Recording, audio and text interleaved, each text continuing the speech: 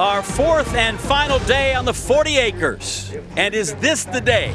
After 3 runner-up finishes, the women of Texas finally deliver a natty. Their campus, their track, their title? Well, yes, and we shall see.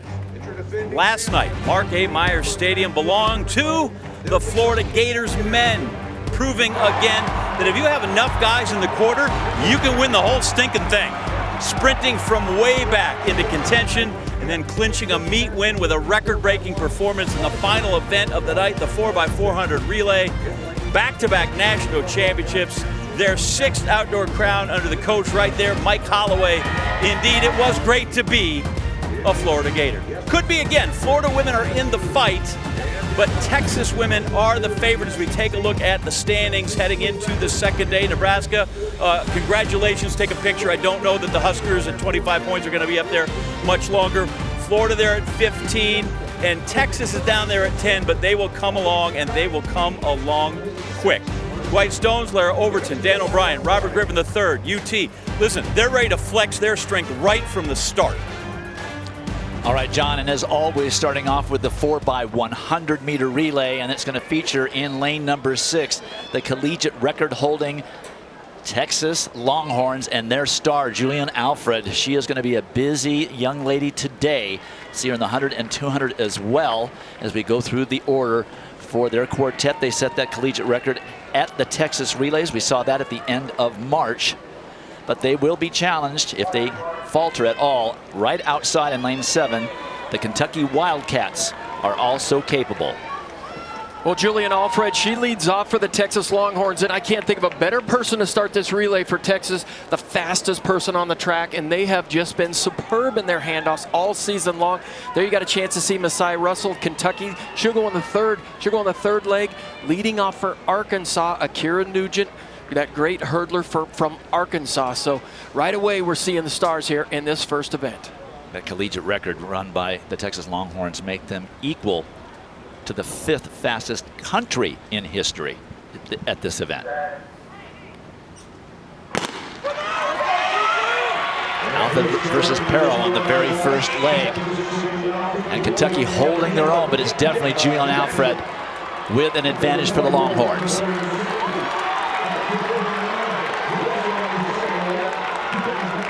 Texas has well been made up the stagger. They pass first, and on the outside, Georgia also going well in lane 9. But it is all Texas. If they keep it in the zone and don't drop the stick, they're going to win this 4x1. Now we're just looking at the clock. Kavona Davis on the anchor as always, and look at that gap. That's how superior the Longhorns are in this event. And 41.60. That just misses their collegiate record of 41.55 set the other day. 3 times they set that record this year, and then that becomes the 2nd fastest ever run. They own the top 4. Second place was Kentucky, then LSU, then Arkansas in 4th. Well, I had a chance to talk to Edric Florial, Coach Flo, before, and I said, what makes this relay team so special? And he said, they're close. They're all really good friends. And I said, why does that matter? And he said, you're going to run a little bit harder for your friend. You're going to trust the friend on the outgoing. Said it makes a big difference that this is a close team, and they do trust each other. They have had beautiful handoffs all season long, Robert.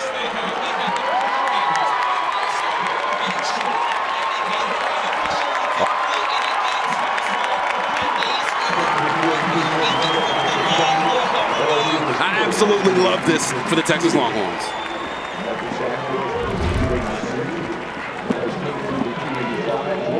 Official results. Texas wins it with 41.60, just missing their collegiate record. Then Kentucky, LSU, and Arkansas. Those points will matter later on in the meet. And John is down with 2 of the team members. We're going to start with Rashida Delakay because you're closest to me. We're not going in the relay handoff, but I want to know why this group is special. The trust factor, the chemistry. Why so special? We know each other really well. We're friends on and off the track. we have a really good bond, we have really good team chemistry. So like, it's more than just running for our school, we're running for each other, running for each other's families, and we're just really close, and it just makes it all that more special. Makes it special. We're waiting for the birthday girl to come over here. I don't know if she's made it yet. Yep, I'm going to slide over here real quick. I want your impressions too about getting that stick around and why it is that you guys seem to create some magic here. Definitely just keeping in mind that we just want to have fun at the end of the day. We're here to just have fun, get to stick around, celebrate, do more, and just do something special at the end of the day. Commander, we're used to being the fastest person we know, being the anchor leg, and yet Julian leads off. So tell me the responsibility of being the last person to carry that stick. Honestly, it's not really a big of a burden, but I trust my teammates, and when they bring the stick around, I know that I have to get it across the line. Very good. And Julian, first off, happy birthday. And tell me, was this on your birthday list? Let's get a 4x1 championship? Definitely. Does not do anything. It's to win a team title. Okay. That'll be a good birthday gift to me. Okay, well then you realize you can contribute your own gift with the 100 and the 200. How are we feeling right now? I feel great. I mean, we started off great. All we have to do is just keep it going, and we'll see where it leads us. Well, they can't keep it going if they sit around here yakking with me. Everybody go get ready and go to your next event. Dwight? All right, John. Well, they just dominate that event, and that 10 points catapults them way up from 10th or 8th to 2nd. Just 5 behind Nebraska now, and with a lot of points still left on the table for them. They've got a lot of people who can score, and when we come back, it'll be the 1,500 meters. Welcome back to the 2023 NCAA Outdoor Track and Field Championships in Austin, Texas. In an effort to keep Austin weird, hey, look, Robert Griffin III and John Anderson. One event down. That means we have 14 more events to play out over the next several hours. And clearly we have seen last year, this year, you have respect and enthusiasm for the sport. You know what you're talking about. That's very obvious. So tell us what you're looking for tonight, because the women's side has stars, dude. Oh, yes, it has a lot of stars. And honestly, we just saw a couple of them on the track in the 4x100 meter relay. The Texas women want to come in and protect their house, right, on home soil, get that NCAA championship. But I think today is all about the people trying to collect the most infinity stones, right? They're trying to double. We got Caitlin Toohey trying to double in the 1,500 and the 5,000. We got Julian Alfred and Kavona Davis trying to double in the short sprints, or triple in the short sprints after that 4x100 meter relay. We have the dynamic hurdle group, the 100 meter hurdles. That record could go down. And of course, we got Britton Wilson. You can't go anywhere without talking about how amazing she has been in the open 4 and the 400 hurdles. But John, on a serious note, I just want to say thank you to all of these amazing young women, these athletes. I'm a girl dad of 4 daughters. They are here today watching, and they have been an amazing representation that you can do anything you put your mind to and be the greatest in the world at it. So I want to say thank you for that, and let's have us a day. He's got 4 daughters. 2 have already been offered, and 2 are in the portal. Let's go upstairs to Dwight and Lara and Dan. All right, thank you, John and Robert. And it is Ladies' Day here at the NCAA Track and Field Championships. It's our job to try and put the whole team title into perspective, because that's what this event is about. And as we come in here, it is definitely the Texas Longhorns' meet to lose. And winning a team title at the national meet usually comes down to the quality of the points rather than the quantity. But the host Longhorns, they have both, and they have redemption on their minds, out with something to prove after falling short during the indoor season. You know that they are already the collegiate record holders. We have seen records rewritten across the books all season long, and that includes by the team that did win the indoor team title, Dan. Well, the Arkansas Razorbacks, they're always poised for a national championship, and they're led by Britton Wilson, the 400-meter national record holder. She's going to try to do something that's never been done before, and that's win the 400 open and come back and win the 400-meter hurdle. Should be a fantastic day. Keep an eye on her. We've got record holders in almost every single race today. And to put a finer point on what Robert was saying with the doublers, look at this. Julian Alfred, she's already won the 4x100 meter relay. She's going to go in the 100 and 200. The fabulous middle distance athlete from North Carolina State, Caitlin Toohey, in the 15 and the 5. And then Britton Wilson trying to pull off a double that seems impossible. On paper, only 24 minutes between events. And then Jasmine Moore, she didn't manage to win the long jump, but she's got to come back and win the triple if Florida's going to have any chance of looking at a team title if Texas falters. But now on the track, it is the 1,500 meters that will feature Caitlin Toohey. 12 athletes in this final. They qualified for that right on Thursday. There is the North Carolina State junior. 92 degrees. and 55% humidity at race time. Sun just about to go down behind Royal Stadium.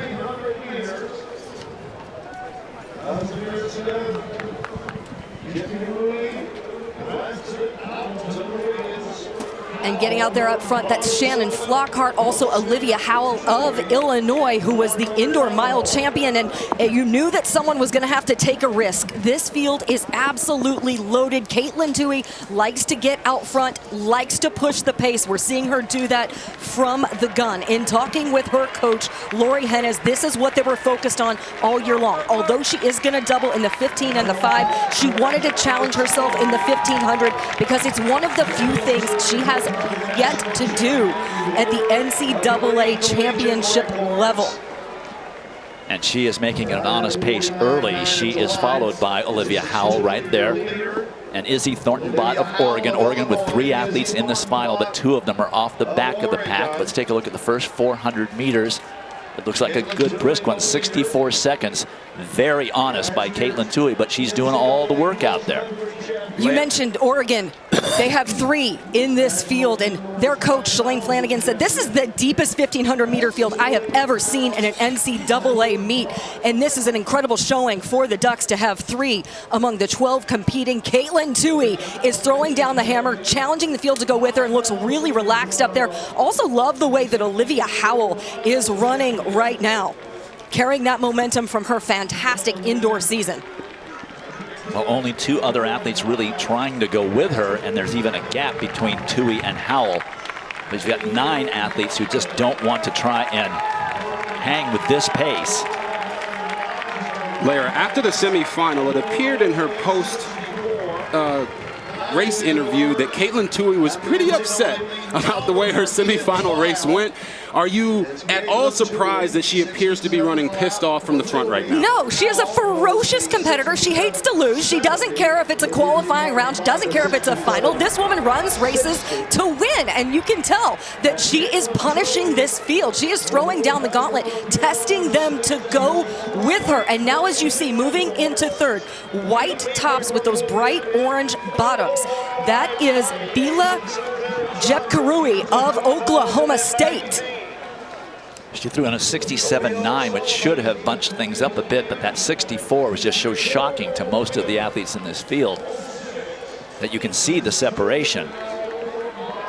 One thing to keep in mind, Caitlin Toohey hasn't run a ton of 1500s this outdoor season, but this indoor season, that record-breaking indoor season that she had, she split among that season on her resume a 427, anchoring a DMR, and was surprised at how easy that felt.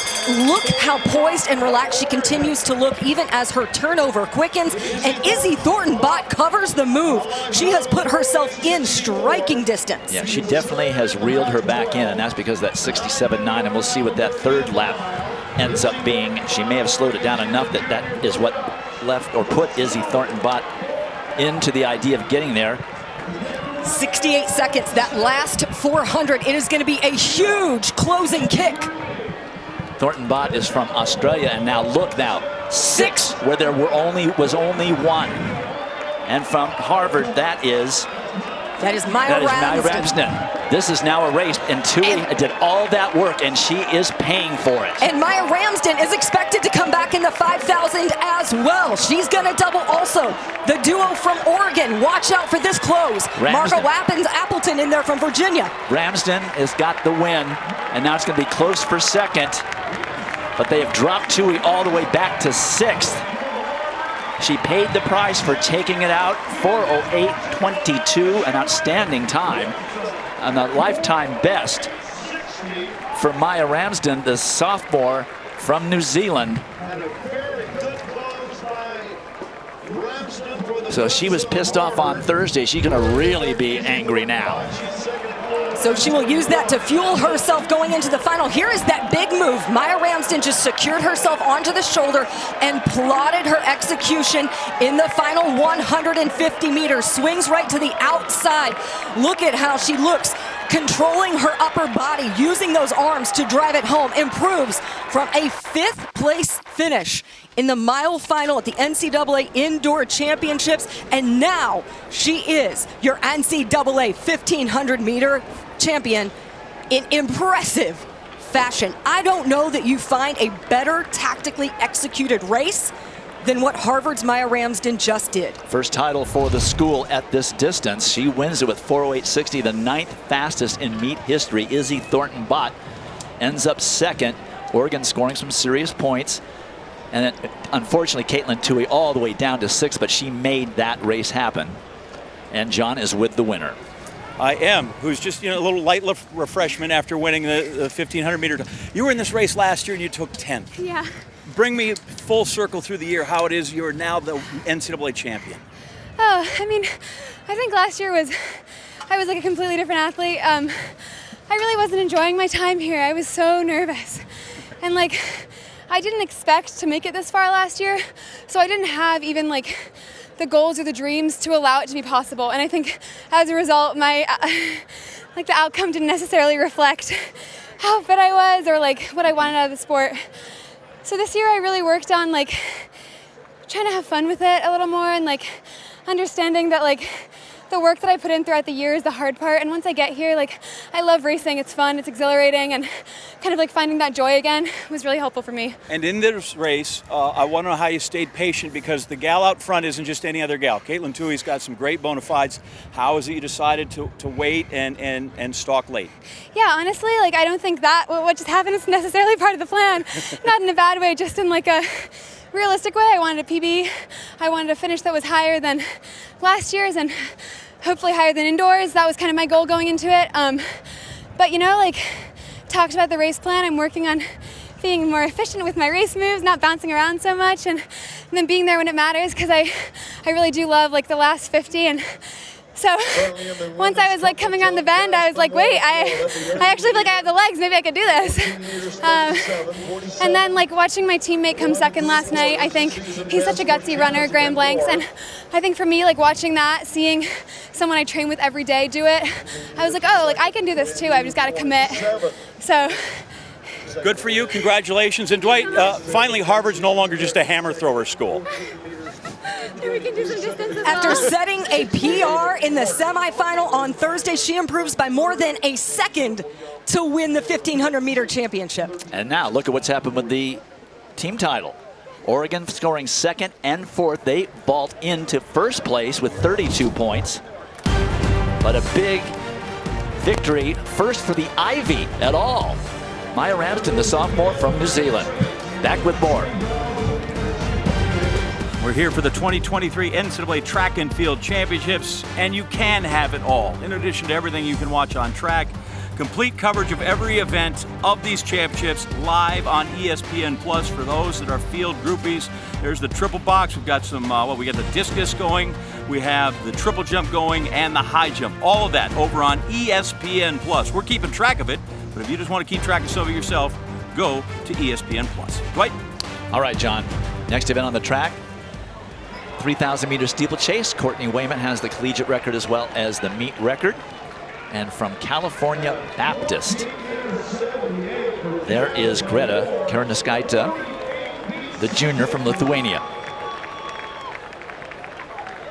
We also have 2 athletes from Oregon State, including Kaylee Mitchell, who you just saw. Her teammate Grace Featherstona is in there, just 2 spots away from her. And they're safely over that first barrier. And we'll see what type of a pace we get. I remember on Thursday for semifinals, one was a very good and honest pace, and the other one was a jog fest for the first couple of laps.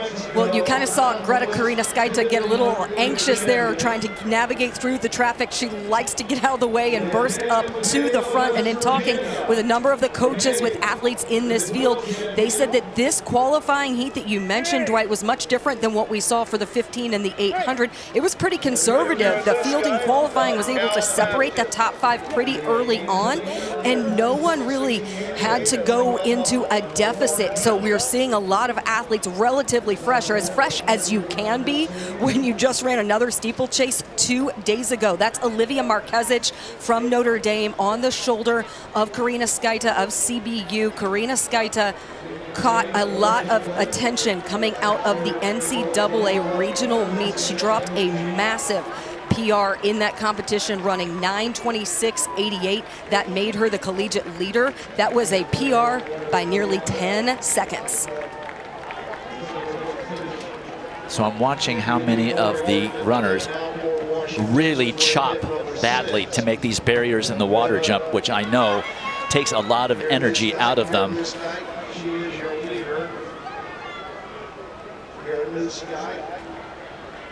I want to welcome all of our folks on ESPN2 who just saw an amazing Texas Longhorn comeback in the regional baseball game. This is the women's steeplechase, the 3,000-meter steeplechase at the NCAA Track and Field Championships. We're in the third lap, and that is junior Karina Skaita from California Baptist in Lithuania, John Anderson, Dan O'Brien, Laura Overton, Robert Griffin III, and Dwight Stones, your hosts, play-by-play for the championships. We're glad that you were able to join us. So, Larry, you mentioned that Greta Karina Skaite is the collegiate leader, and it seems that she's trying to put the pedal to the metal to the field right from the start. Do you think that was her strategy coming in, or you had a chance to talk to the coaches to figure out what she was going to try to do? Well, no question. That's certainly the way that she prefers to run. We have seen her run this way previously over the course of the outdoor season. Her coach, Adam Tribble, said that she's just a ferocious competitor. Her ability to dig is what is really special about her, and she's just not afraid. She runs fearlessly, and Olivia Marquezich doing a great job hanging in there with her as well. She was the top qualifier from Thursday's prelims. All right, they're on 9:17 pace with a little less than 5 laps remaining. Let's step aside for a moment and get caught up on some field events with Dan O'Brien. All right, let's go over to the women's triple jump.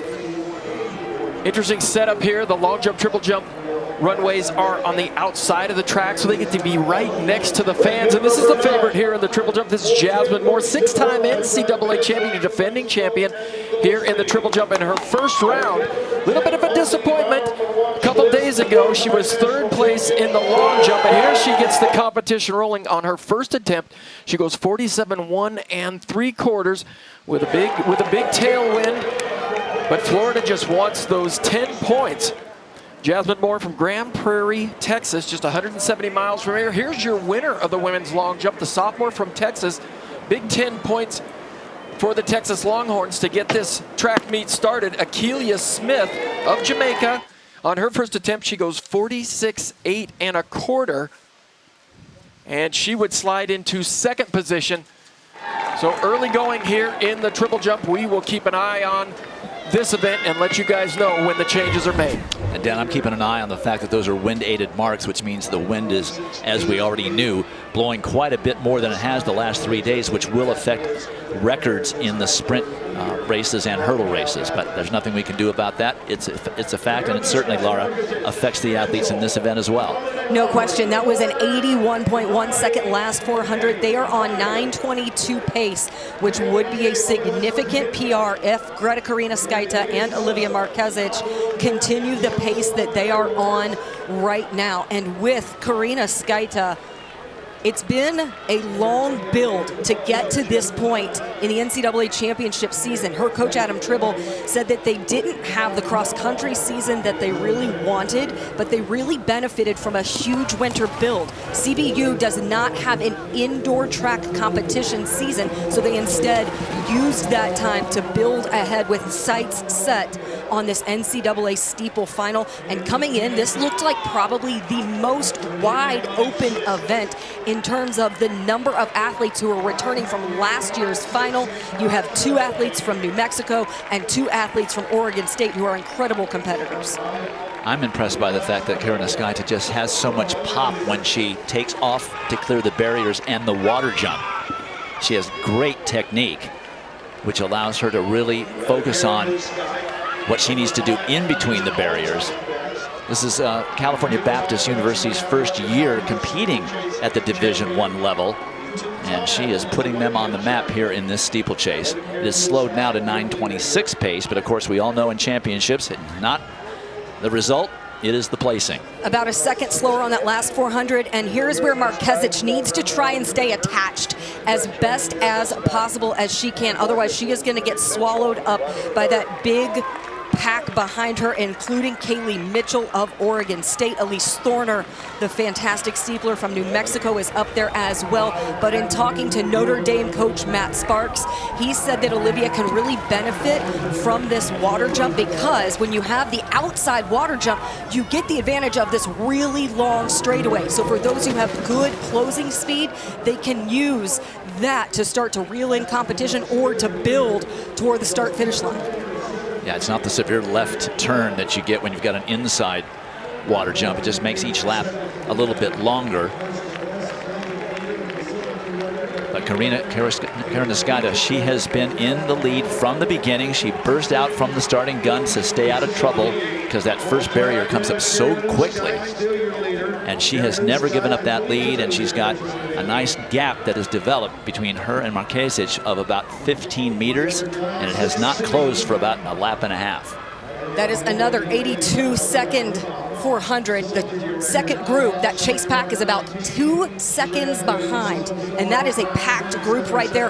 That group is all trying to work together to get as close as they can, and what might be most impressive, not just the way Karinauskaite is running this race, but the fact that she does not seem to waver or show any signs of fatigue, even when she is taking the barriers and taking the water jump. Let's see how she gets over this one with just over a lap to go. Just watch the way she just pops off the top and boom, losing no momentum whatsoever. Markezic had to chop a little bit. It's similar to what we saw from Kenneth Rooks of BYU in last night's men's steeplechase final, the way he really well utilized the water barrier and his athleticism to bound over it and through it. Guys, what's in the water over there in Lithuania? Karinauskaite is trying to baptize this field right now. And she did get great experience last year. Karinauskaite was able to compete in the European Champs last summer.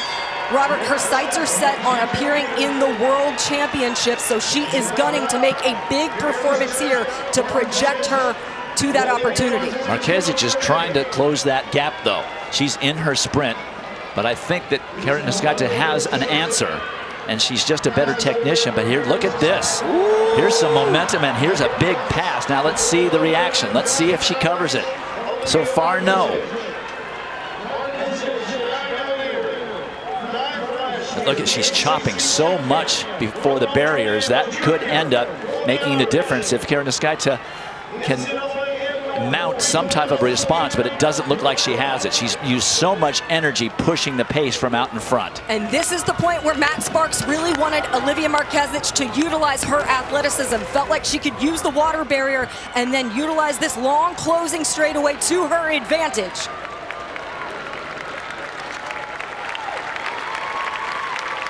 Olivia Markezic was the ACC champion at the steeplechase, leading a sweep for the Irish, and she is now going to be your NCAA steeplechase champion. That was a great few laps where she just sort of rested herself back there, dialed it back a bit, and then mounted that finishing kick from about 400 meters out. It's only the second title in the Notre Dame's women's outdoor history in any event. And it is a 10-second PR. She ran her previous career best at last year's NCAA championships, in which she was 9th in that final. All right, we will talk to her in a minute, but we're going to get you back over to the triple jump for an update. Dan? Well, Jasmine Moore got rolling right away. We saw her first jump, and it didn't take her long to gather herself for the second attempt. And we've been on record watch all weekend long, whether it's in the sprints or the field events. But here goes Jasmine Moore on her second attempt. The outdoor NCAA record is 47:11 3/4 by Katura Orji, set in 2018. And here, Jasmine Moore goes 48 feet, 6 inches even. The wind is legal. And so this is a new collegiate outdoor record by the junior from Florida. That's a nice response to the disappointment that must have accompanied the fact that she was 3rd in the long jump. She was favored. She was hoping to double coming in here, but that's a nice response in her final collegiate event of her career. there are the official results of that steeplechase. A large career best for Olivia Marquezich, Greta Karanaskaita, making that race for about 7 laps and then getting past with about 200 meters to go. And the winner's downstairs with John. All right, Dwight. Olivia, I think 10 points and a 10-second PR. That's a really good day. Give me your impression of your really good day. I'm just so shocked and excited. I don't know. I knew it was a possibility to come out here and get the win, but you never know how it's going to go on any given day. So I'm just glad I could execute the plan. How did you know how much rope you could give the leader out there before you decided I need to go now? I sometimes, most of the time, I'm not in control of that. A lot of times I let a gap form and then I have to work my way back up. So this season I've been working a lot on trying to stick on the people and not let a gap form. And so I let a little bit of a gap form, but I was able to catch up. It was a mean last 600. Congratulations. Fighting Irish, 10 points in the champs, Dwight. All right, John, a very well executed game plan, race plan that brought her home with the victory and a big personal best. So Oregon still leading by 7 over Nebraska. Texas and Harvard tied for 3rd, and Florida back there lurking. Lots of events still remaining. 13, the marquee event they're setting up for right now, the women's 100-meter hurdles. Should be a hot one. Track fans, avid or casual, this is the race. The women's 100-meter hurdles feature 3 of the best. There you see the collegiate record. One of those ladies is in this race. In the SEC, the NCAA, or the world, 3 of the best. Austin today, it could be Budapest for these 3 in 2 months. Nugent, Russell, Armstrong, enjoy. Probably the fastest 100 hurdle field that has ever competed all at the same time. You know, I have a collegiate record outdoor in the 100 hurdles. Aaliyah has the all-time collegiate record, and then Akira has the collegiate record indoor. So we all hold some type of record in our name. So of course it's going to be one to watch. We've pushed each other a lot on the track. Everyone has pretty much started from some point, and we've all made it to the same point at the same time. So I feel like we kind of have just sped off of each other. When you're going down that track, you need to listen to the starter and the gun, and if you blink over that hurdles, you will make a mistake. And it's just like, I can't afford to make a mistake. This has to be me, these hurdles, and I just gotta breathe, I just gotta control. I don't need to come out here and do something that I didn't do in practice.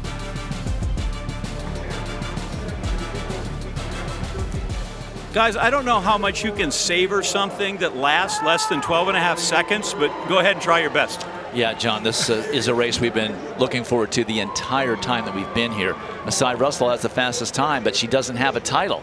And I know that's something that really grinds on her because this is her last opportunity to do so. And she'll be in the 400 hurdles later, but this is her baby. This is the one she wants. Well, and she ran the NCAA record here on this track, and she said that race was an absolute blur. It wasn't until she crossed the line and saw the time that she realized that she ran that fast. And here's Aaliyah Armstrong. She got the drop on both of these young ladies at the SEC Championships. Her key to victory today, she needs to get another great start and get the other 2 to chase her. And not just a drop on them. Aaliyah Armstrong in head-to-head matchups with Masai Russell in general, 4-1. And right there, Akira Nugent, a very aggressive hurdler. Look at that look on her face. You know she means business today, but when you talk about Masai Russell, she had a very mental mishap in the semifinals where she almost fell over the second hurdle. She didn't practice any hurdles there before this race. It's a mental game for her, but we are in store for fireworks, guys. And Akira Nugent definitely figures into any type of a team situation where Texas starts to falter. Arkansas needs everything to go perfectly, and they need Texas to falter. They're right next to each other in the middle of the track. Russell in 4, Armstrong in 5, and Nugent in 6.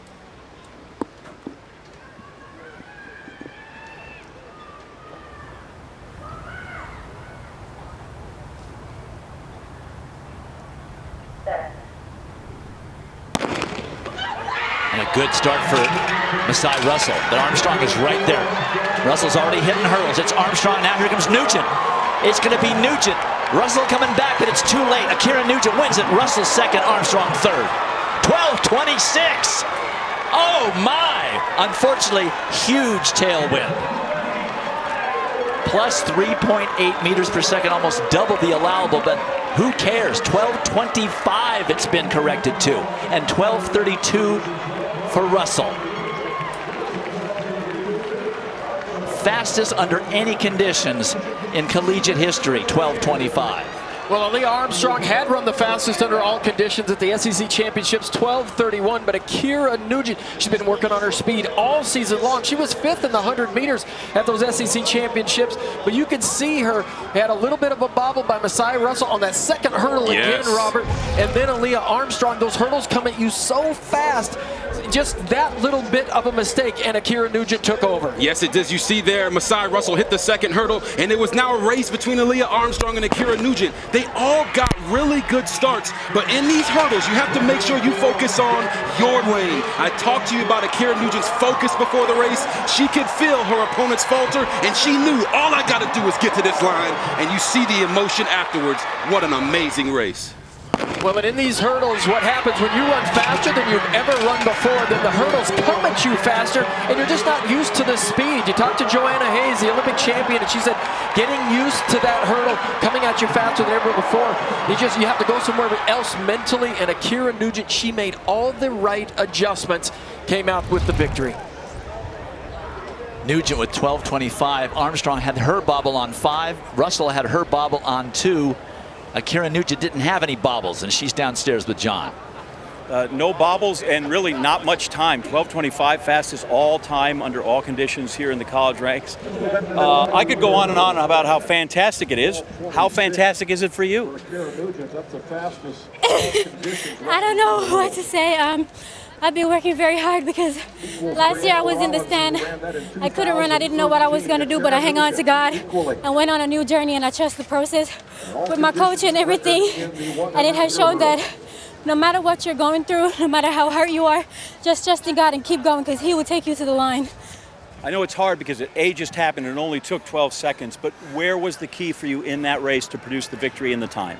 As I said in my interview the other day, is who is the most focused, who is the most patient, and just stay in your own rhythm, stay in your own lane, and then make the line come to you.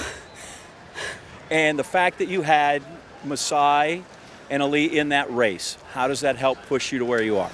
Those are two fantastic young ladies. We have been battling the whole season, and to be honest, having them, it has pushed me a lot in practice and everything.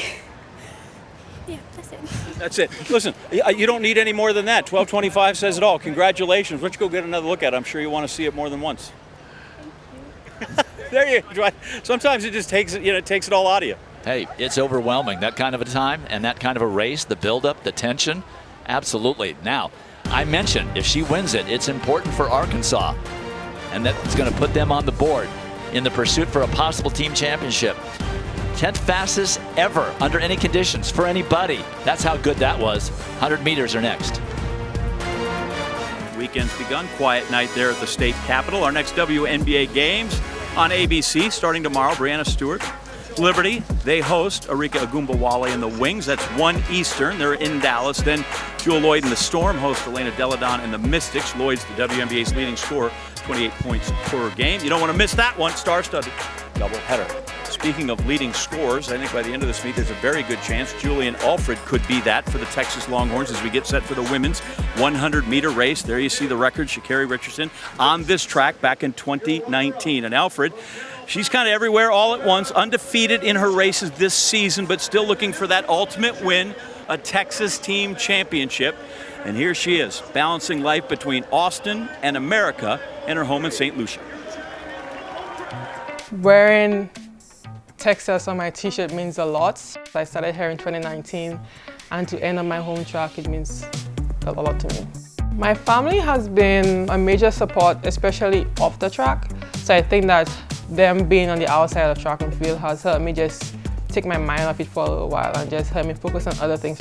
Being so far away from my family, it gets tough sometimes. I learned to be on my own at a very young age and always having to work hard towards, my dreams and my goals.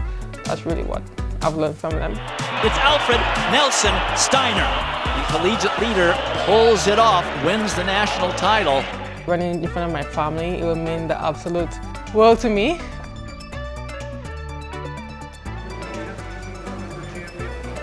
There's no doubt that she and her teammates get a lot of joy from their running and their winning, but this week they have been especially quiet, very purposeful, because for all kind of gals that run out front, they are still chasing that national championship, and that means everything to these ladies. Dwight?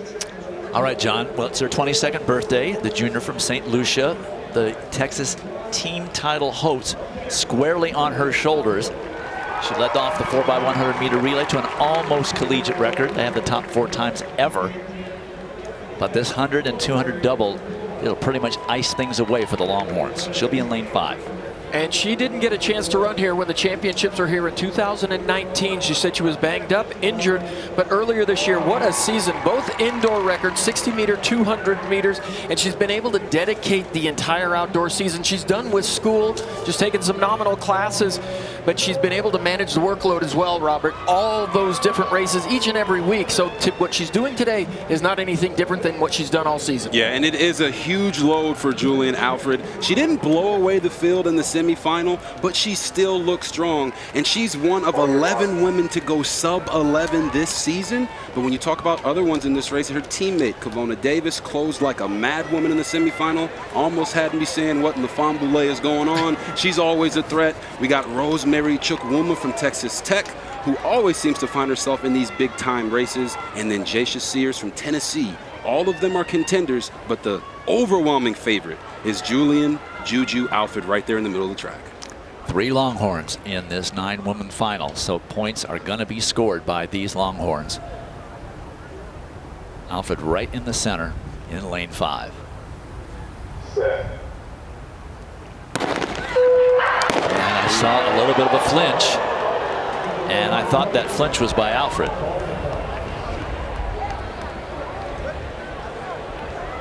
So they will take a look at the readout, and we're going to see either a yellow, a green, or a red card for someone. Did you guys see it any differently? I thought Chukwuma from Texas Tech, I thought the white uniform next to Alfred might have flinched first, which caused her. Look at the white uniform, second from the bottom. Oh, Chukwuma maybe moved a tiny bit. I didn't really see any movement from Alfred. Did you guys? I did. She did something with her head, but it may have been a reaction, but it's a green card. Well, for all the track fans out there, that is a great thing. Great thing that it's a green card. We want to see these young ladies go out here and compete. We don't want these false starts, and it's good to know that it didn't happen. Now we get back to the race.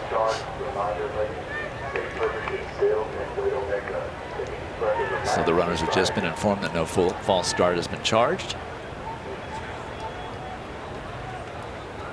And they just all have one start on their legs. And just to note, big scoring opportunity for Texas as they have 3 people, Azine Abba down there in lane 2, joining Kavona Davis and Julian Alfred. And they all 3 looked great in the semis. They did, Dan. And one more shout out before they start to Kalia Jackson from Georgia. She's a freshman, 18 years old. She could be the future of this event if she doesn't come out victorious today.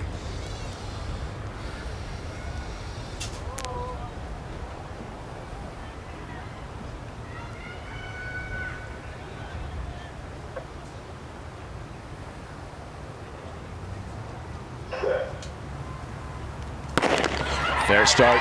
Alfred steps right up. Sears was out with her. Sears is still there, but here comes Alfred. She shifts gears, and she's going to take the title. Julian Alfred, and in lane 3, Kennedy Blackman of Oklahoma comes up for second. That's a bit of a surprise. 10:72. That is a collegiate record if it isn't too much wind, but it is too much wind. 2.3 meters per second. 3/10 over the allowable. And that was our concern all day long as we saw that the wind had picked up. We could see the flags flying. But when Jasmine Moore's collegiate record was legal, we were hoping that for the hurdles and the 100, we wouldn't have too much. Well, this gun, this second time a go around, it looked like it caught everybody just sitting in the blocks. Everybody made sure not to jump, but Julian Alfred gets a good start. Not the best start we've seen all season long, but a good start. But look at the power. Look at the arm action when she comes out. The 100 meters is aggressive. You've got to go for it. But nobody can match Julian Alfred's top end speed. She gets a little sloppy in that last 10 meters. But other than that, absolutely beautiful. She's done this. This is what she's done all season long. She's just overpowered her opponents. Yes, she did. By God, Dan, when the Juju train is on the track, you better watch out if you're her competition. One thing to note for Juju, it's her birthday, and she blew out all of her competition's candles. What a championship run. A bit of a surprise with Kennedy Blackman in second. Jacia Shears third. We will not be talking to Julian Alfred because she's a little bit busy as she gets ready to run her 200 meters. But some big points for Texas. First, fifth, and seventh for the Longhorn. So they are now vaulted over Oregon into first place by 4 over the Ducks. Nebraska's there at 25, Harvard at 20. Well, it was just as good as we thought it would be. Just wish there was a little bit less wind. When we come back, it'll be the women's 400 meters and Britton Wilson of Arkansas. Track and Field National Championships in Austin for the 3rd time, and winners here will get points towards the Capital One Cup. As we look at the standings there, teams competing, schools competing for a combined $500,000 in scholarship donations from Capital One. Right now, the Pac-10, at least on the men's side, Stanford there, USC, Pac-10 for a while, still leading on the women's side. Next event on the track, well, we need the whole track. It's once around. It is the Oval, and there are no shortage of great athletes at this championship. As we look at the collegiate record, meet record, Britton Wilson, 2 different times. There are plenty of those great athletes trying to double at this championship. Only one of them is trying to pull off their double in less than a half hour. Arkansas's Britton Wilson. She is special. She probably knows that, but never shows that unless she's on the track and in her lane.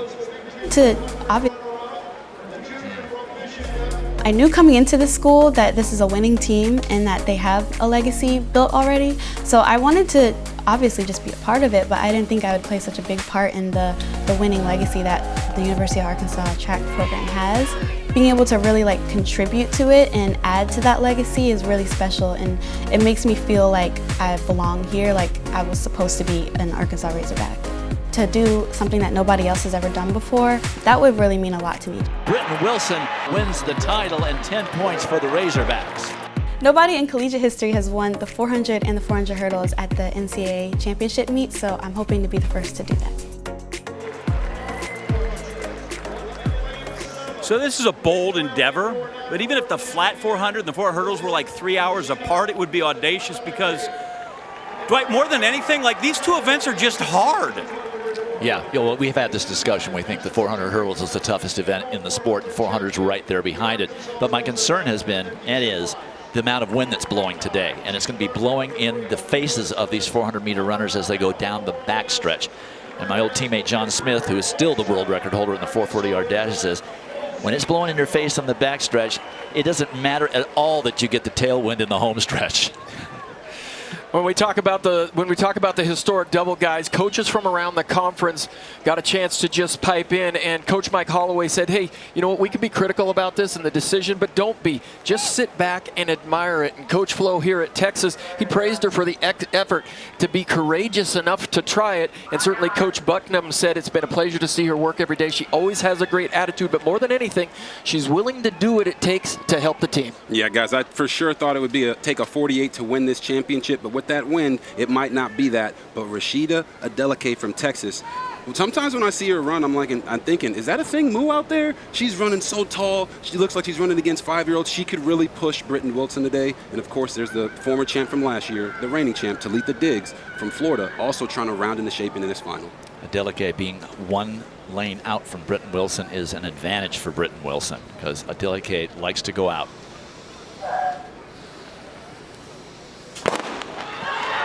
And they are away. Diggs, the defending champion in 5 for Florida. The current collegiate record holder, Britton Wilson, in 6, and Rashida Adeleke in 7. And not much has changed since the start. That wind in their face, Dwight, seems to be affecting them a little bit. No one's really making up the stagger on the back end. Diggs now is starting to fall off the pace, and Wilson makes the move. And Adeleke is right there, but here comes Britton Wilson. Adeleke has the crowd, but Wilson has the lead. It is closer than we expected it to be. Here comes Adeleke. Oh my gosh, this is a huge upset. This seals it for Texas. Ooh. And at 49.20, she just misses the collegiate record. That's a meet record, breaking Britton Wilson's record from the other day.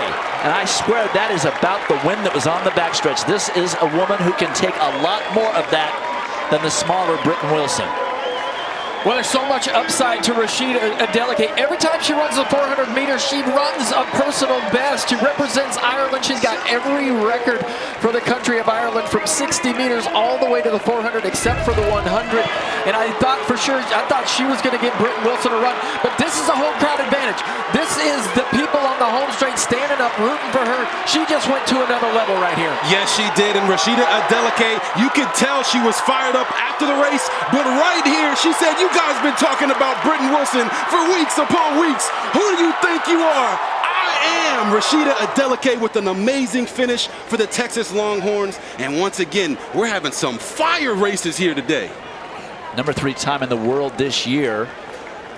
And a meet record, but more importantly, those 10 points for Texas pretty much seals it for the Longhorns. Winning the title here at home, that would be something that they've been talking about all year long. Adeleke at 49.20, Britton Wilson second, not bad, 49.64, and Nikisha Price. Look at the 2.34 for Razorbacks, though. That is 19 points for Arkansas, but the winner is downstairs with John. Yeah, and I'm downstairs on the track with the winner, and I make exceptions for people who run 49.20. I'll sit down and visit when they talk about them. First, tell us about the conditions. We were worried about some of the wind on the backstretch. How hard was this race? I don't know. It's kind of a blur, to be honest. I just wanted to go out there, give my all. Don't run scared. I'm always running scared in the 400. I'm not really used to the pace, and I don't really know how it works yet. Well, trust God, trust my coach, trust myself. And that's exactly what I did out there today. A lot of talk about, obviously, Britton Wilson, and she had the times coming in. What did you think about in sizing up your competition when you got ready for this race? It's me against everybody else. I'm not focused on the noise about any other athletes. At the end of the day, I can't control what anyone else does. I just have to trust myself, trust God, and trust my coach. Is it true your coach, Coach Flo, has a piece of paper that says, I will never run the 400 here at Texas on it? Yeah, I never really wanted to run it because it's so long and the workouts are so hard. But you know what, I feel like this is the event for me and it's been going so well. I've only been training I started training for the 400 in the fall. It's my first season and I'm really excited to see how I can do in the next couple of years. Well, it's a shame we won't see you in the 4x4, but congratulations on your performance and championship tonight. Thank you. There you go, Dwight. Some people, I will never do this unless I win the national championship. All right, John. Well, that's the 4th win for Texas in this meet as we look at the team standings, and Texas now 12 up on Arkansas after Arkansas scored 19 points in that 400. Oregon now in 3rd. 3 individuals and a relay win for Texas so far. They are on a roll. When this meet was held here in 2004, UCLA was the team winner. In 2019 on the women's side, it was Arkansas, and right now looks like Texas, the home team, might take the title in 2023. I want to remember, for all the information you want on the NCAA, go to NCAA.com, your home for all 90 NCAA championships. Now we go back upstairs to a man who is outstanding in his field, Dan O'Brien. All right, let's go to the women's discus here. One of 3 field events, the way they spread this out. Not a lot of field events, but you get a chance to see the equipment. Everybody's got their own. This is Casa Marie Lindfors of Florida State in the first round. She would get things going. And they're throwing right here in the middle of the stadium, and they're throwing directly into that wind. We saw that wind on that back straight in that 400 meters, and these discuses are going right in the wind. So important that they level off those release points. We saw Val Allman throw really big here at the Texas Relays, but Casa Marie Lindfors, she would start off with 194 feet, 7 inches. And then the favorite would step in. This is Jorinda Van Klinken of Oregon, formerly of Arizona State University, representing the Netherlands. She was second in the shot put. Disappointing second for her. She only threw 60 feet. She's thrown well over that, but she comes here to the discus with revenge on her mind. And she would blast one out, 213 feet, 11 inches. And on the second round, she would take the lead. But then she would step up in the 3rd round, at it again. She seemed to have found her rhythm. A lot of good throws here this season. Certainly we saw them at the Texas Relays, but there Jorinda Van Klinken would increase the meet record now. She'd go out 215 feet even. and take an absolute stranglehold on this competition. And this is Alita Van Dalen of Florida, just a freshman. Going to get a chance to see her in the third round here. Throw goes a little bit high, but she'd smack one out. Good throwing here in the women's discus, as she would record a personal best of 196 feet 9 inches.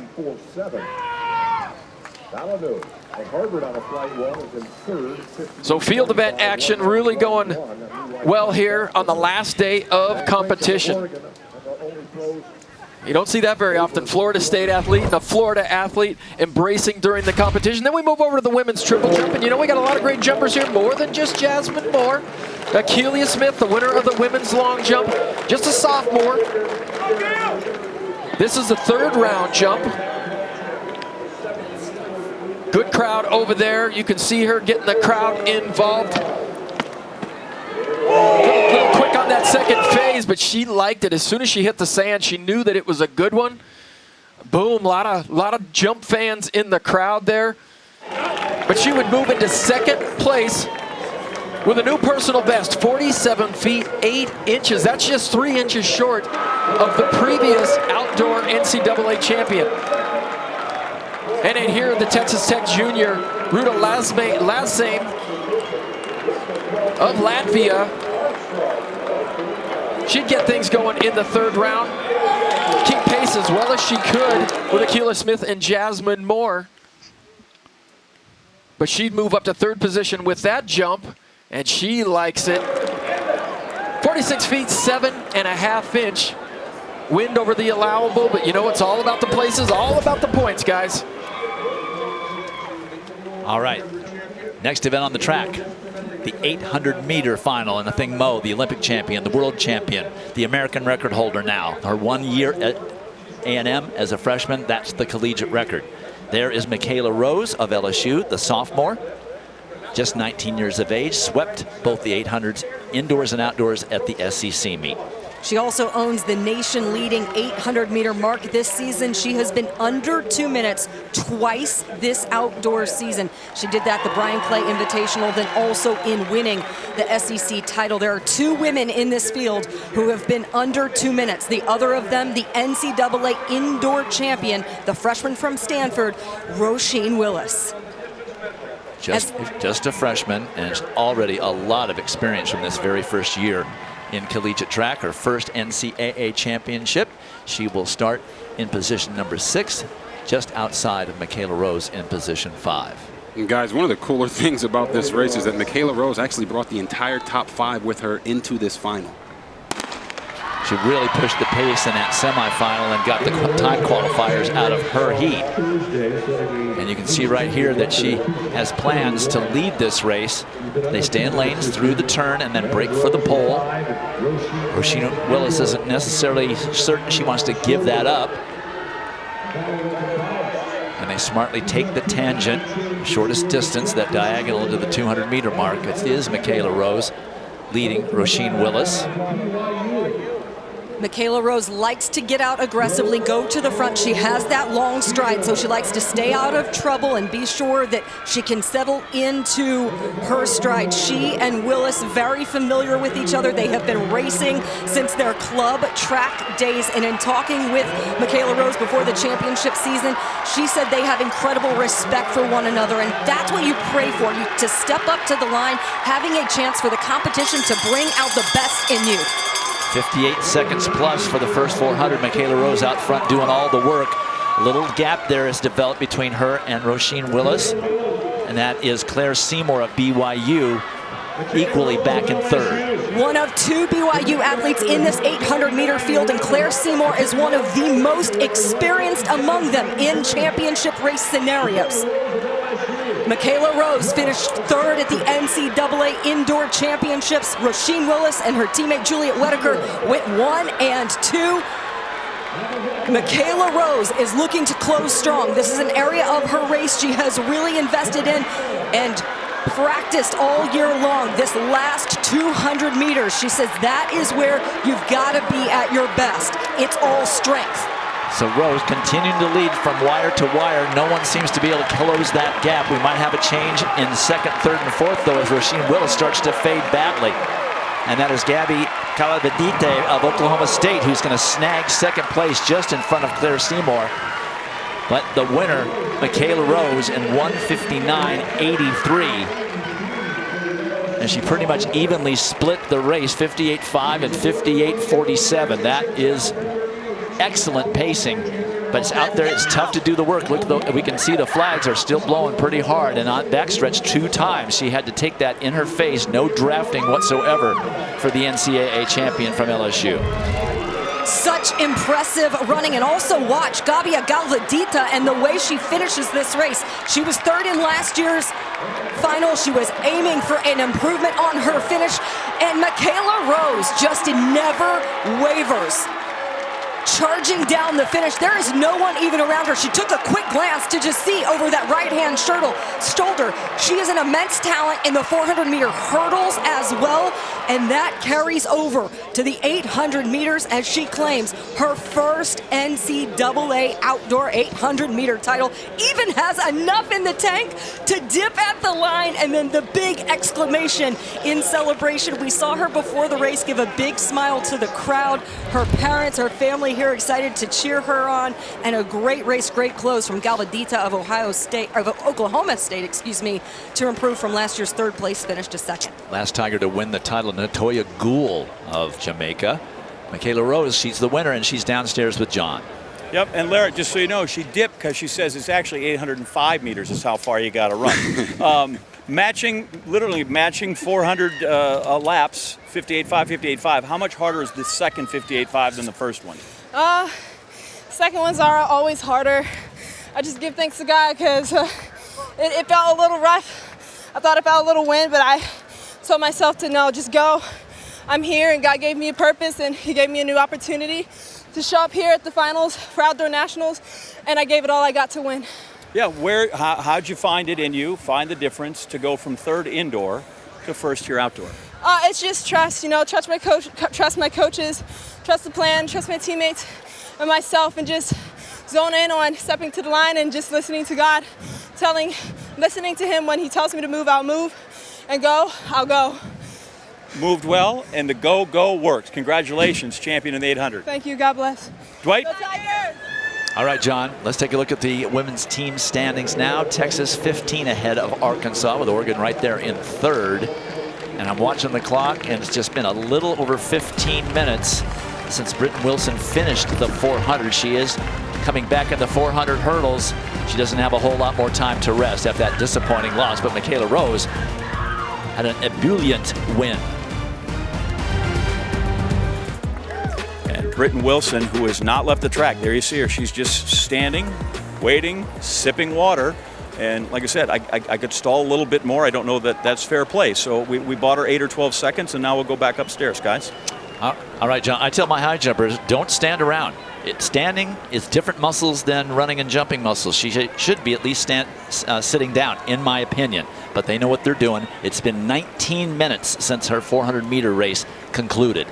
And hers is the next on the track as we go over and get caught up with the heptathlon, day 2. Well, we had a fantastic decathlon here where Leo Neugebauer of Texas takes the title, and here we go with the women. We should see a great finish in the women's heptathlon. Diane Guthrie continues to own that national record for years now, but here's the heptathlon. After 4 events, Janelle Rogers really closed hard at the end of day 1. She's looking like she's on pace for a big personal best. There you see 56.67. She's on 6,000 point pace. Allie Jones didn't get the start she wanted. She's going to struggle to score 6,000.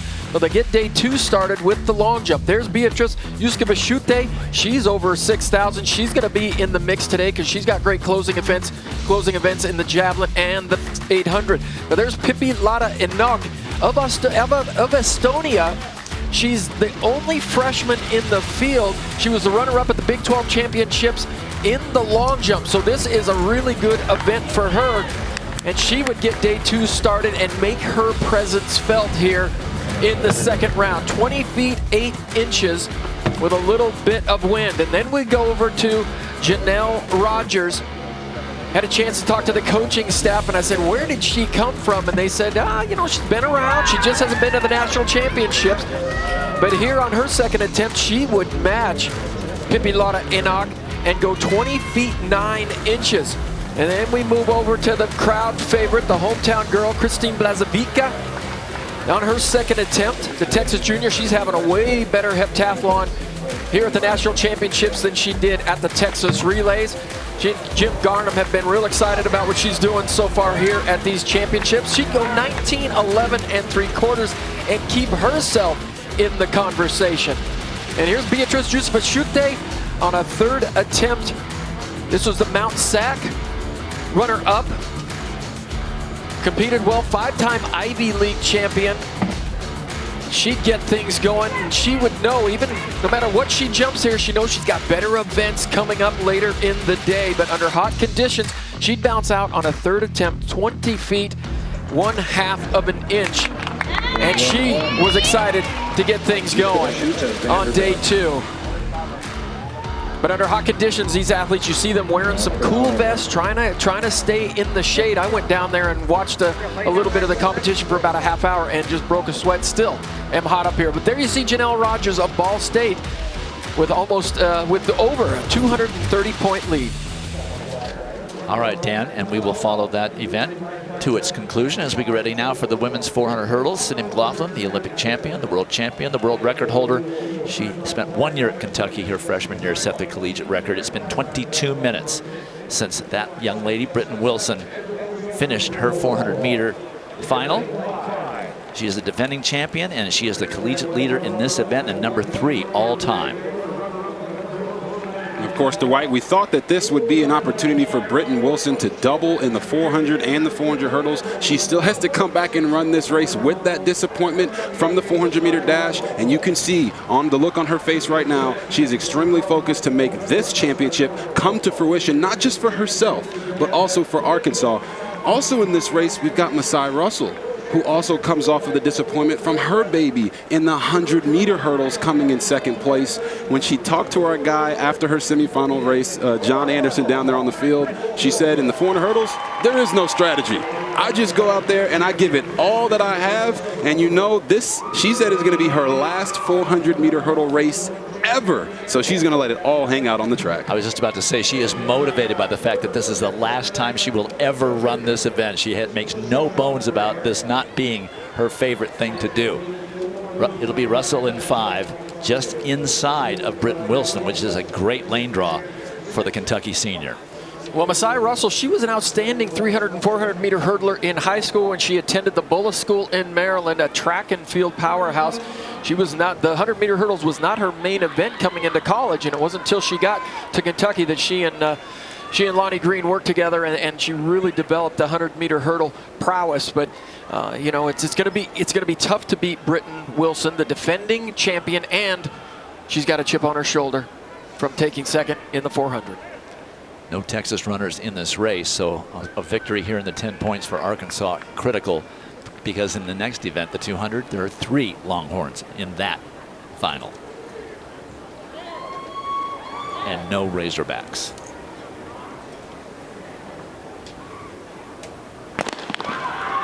And the wind is still blowing.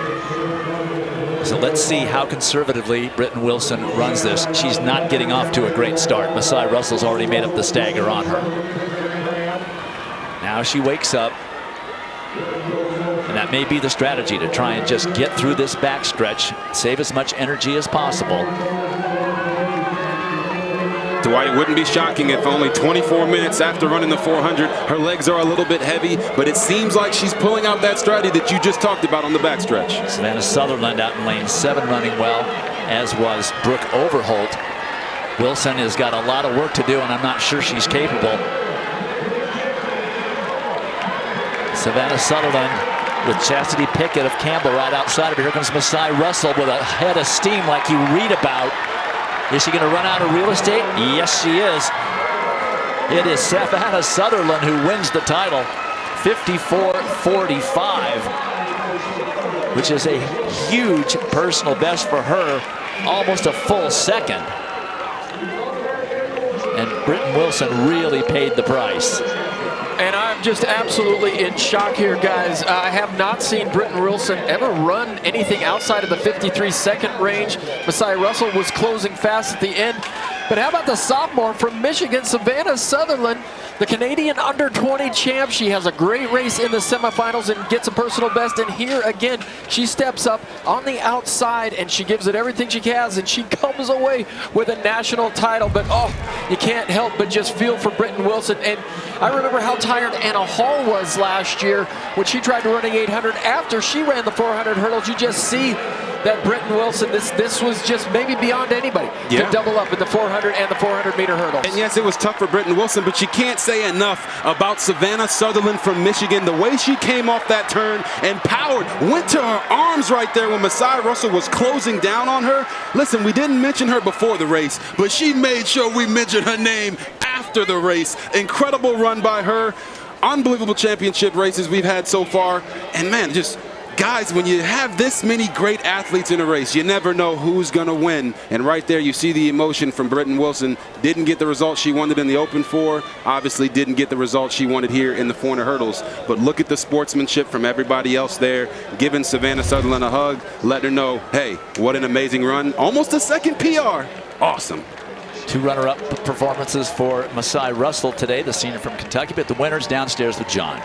I do have the winner. Many people dope this out. Britton Wilson is the winner. What's it like to stand here as the NCAA champion in this event? It just feels so surreal. I didn't make NCAAs last year, and so to make it and win this year just feels amazing. It's everything I could have dreamed of.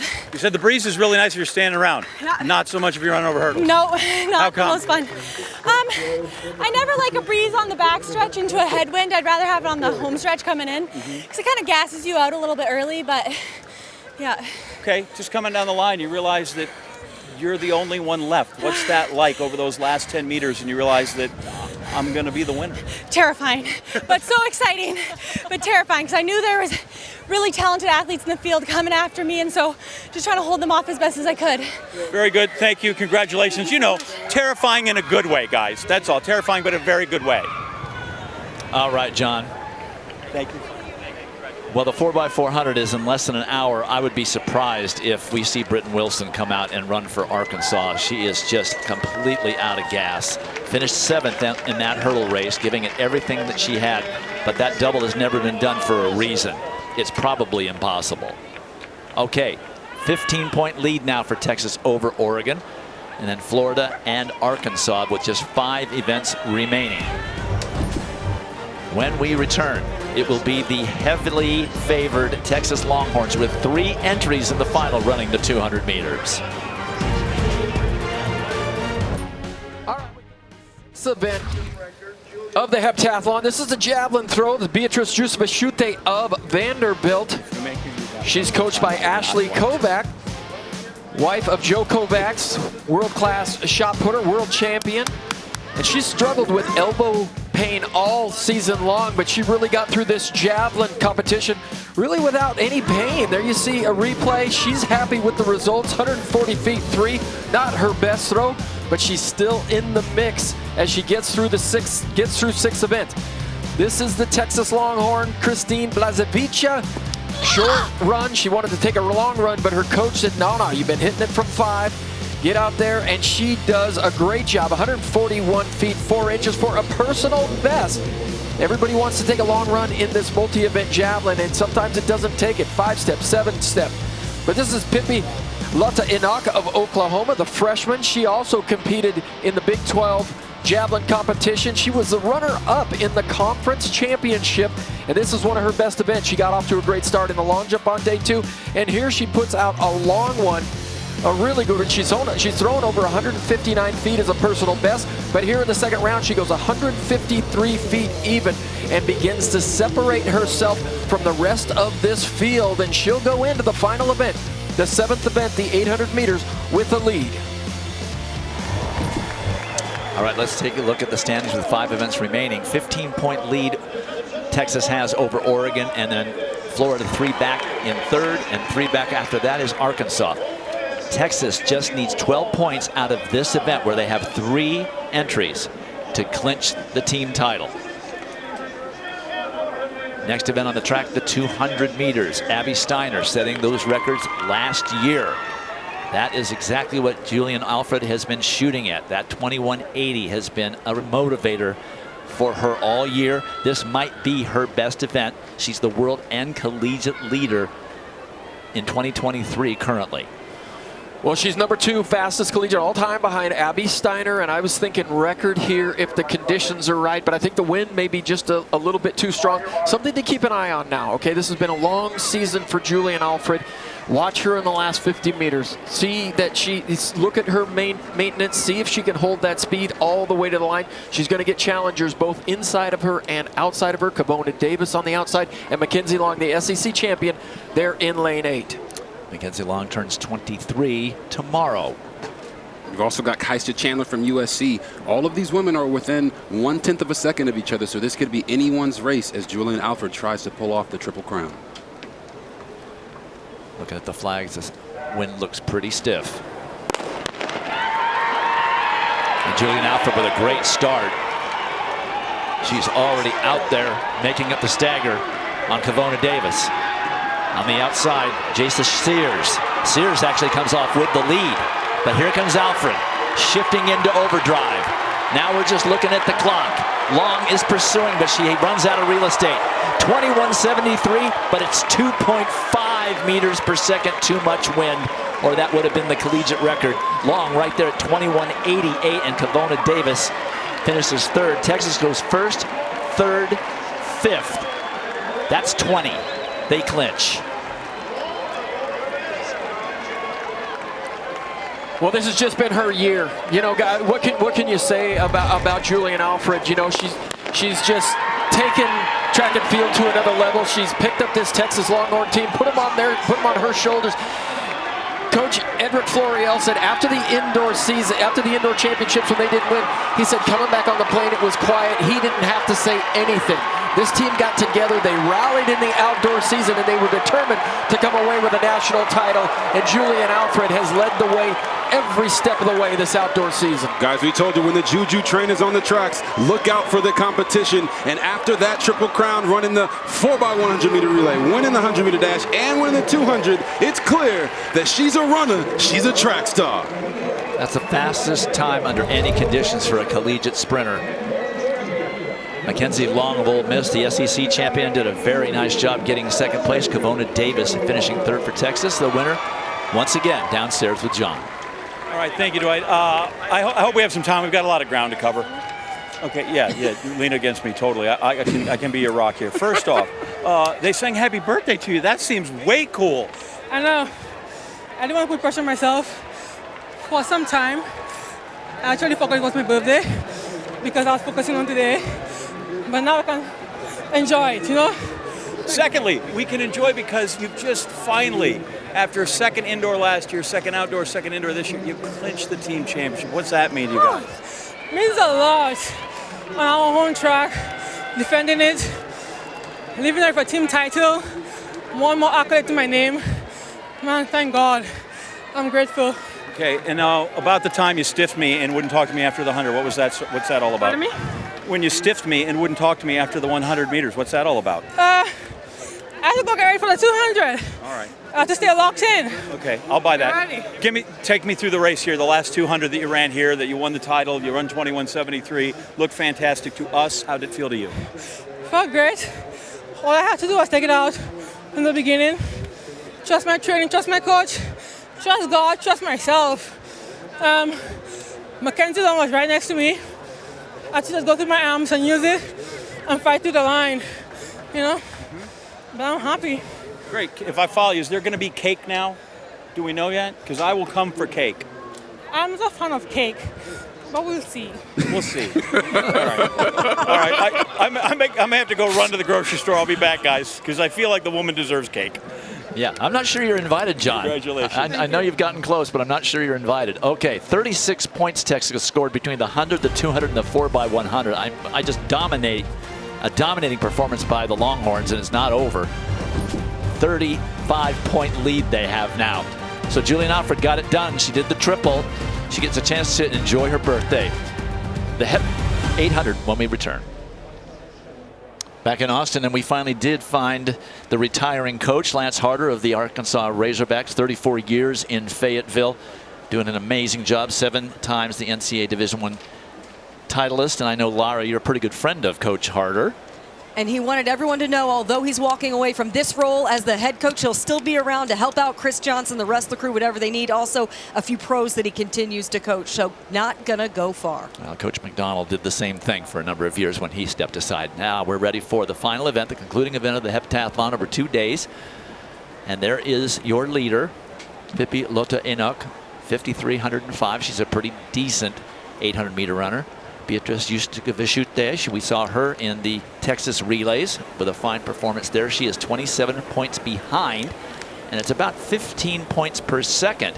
And their personal bests in the 800 are about a second and a half or 2 seconds apart. So this should be a very interesting final event with Christine Blazevica well back in 3rd place, but having a much better meet than she did here at the end of March. Well, Blazevica is also one of the best 800-meter runners in the field. There you see the lineup. Jaden O'Brien of Notre Dame on the far left with the green top. She's a good 800-meter runner as well, but she's well back, 238 points behind the leaders. But Robert, you got a little inside information that Pippi Lotta-Enoch is running for more than just an NCAA title here. Yes, she is. Pippi Lotta-Enoch is running with the Oklahoma on her chest, but she's running for all of Estonia as well. And for the viewers at home, if you don't know where Estonia is, don't worry. Neither did I before I met my wife, okay? It is a Eastern European Baltic country which is bordered by Latvia. She needs to run 2:09 to set the Estonian record here, but obviously strategy-wise, she just needs to stay as close as possible to Beatrice from Vanderbilt to make sure that she wins that NCAA title. And really, Blazevica's idea has got to be she's got to win this thing or beat Enoch by 10 seconds, I should say, and she's nowhere near her. So she's probably just given up on that idea because we're pretty close to being through the first lap, and Blazevica is now just coming up close to Enoch with already 400 meters gone. There's the bell. You see Blazevica in the burnt orange of Texas. She just took it easy the first 400 meters because of these conditions. Still very warm out here and windy. And now she's taking off. Again, she has to be 10 seconds, maybe closer to 9 seconds in front of Enoch to make up the difference. Justukavishute is right there, right of your screen with the number 2 on her hip. She needs to finish 2 seconds in front of Enoch, and Enoch is right there with her. I think she's marking Justukavishute and maybe not paying attention to Blazevica. Well, that's Allie Jones from USC up front. There's Blazevica. She's in second. Jaden O'Brien leading that pack of third with Justukavishute right behind her. But Allie Jones didn't quite have the meet that she wanted, but she's running this last event with a lot of heart. That is not a 9-second lead that Blazevica has over the leaders, but all Enoch has to do is well, now she's in front of Justukavishute, so it no longer matters. She's not going to get that 2:09, and her personal best is around 2:17, so she's going to be close to that. But more importantly, she's the NCAA heptathlon champion. Well, that's good news for my sister-in-law, Grit Shadeko, who is the Estonian record holder, by the way. Record safe. But Pippi Lotta-Enoch comes away as the NCAA champion in the heptathlon. Those Estonians, man, they know what to do in those heps and those decathlons. 6,165 points for Enoch, which is a national record. She beat that record by 48 points. And it is a world championship year. And we might be seeing her representing Estonia in Budapest. That's where the world championships will be later this summer, after the national championships here up in Eugene, Oregon in a couple of weeks. But a little bit of an upset here. A freshman comes in from the Big 12 and comes away with this title. And, you know, we just got spoiled, Dwight, seeing Anna Hall here in the last couple of years. And you know, when we don't, you know, this was very competitive. We saw that it was very competitive indoors. Jaden O'Brien might have been the favorite coming in. Justukavishute, Allie Jones, those two were ranked a lot higher than Pippi Lotta-Enoch, and she comes away with the victory. There are the final results of that heat of the heptathlon, but overall, Pippi Lotta-Enoch is the winner, and she's downstairs with John. Thank you, Dwight. I am down here with the champ, and instead of getting into some long-winded interview, I'm just going to ask you to read the back of your number and all the things that you have sitting on here. I'm going to be a national champ. Believe, believe, believe. Have fun. You do you, beep. Event by event. Focus on good. There it is. I'm going to show it to people right there. It's all right there. Where was the turning point over these 7 events that you went, I can win the national championship? I already knew it before the head. I knew I was able to do it, but it's just all about putting things together, you know. Is there an event or a moment over the last 2 days that stands out? High jump.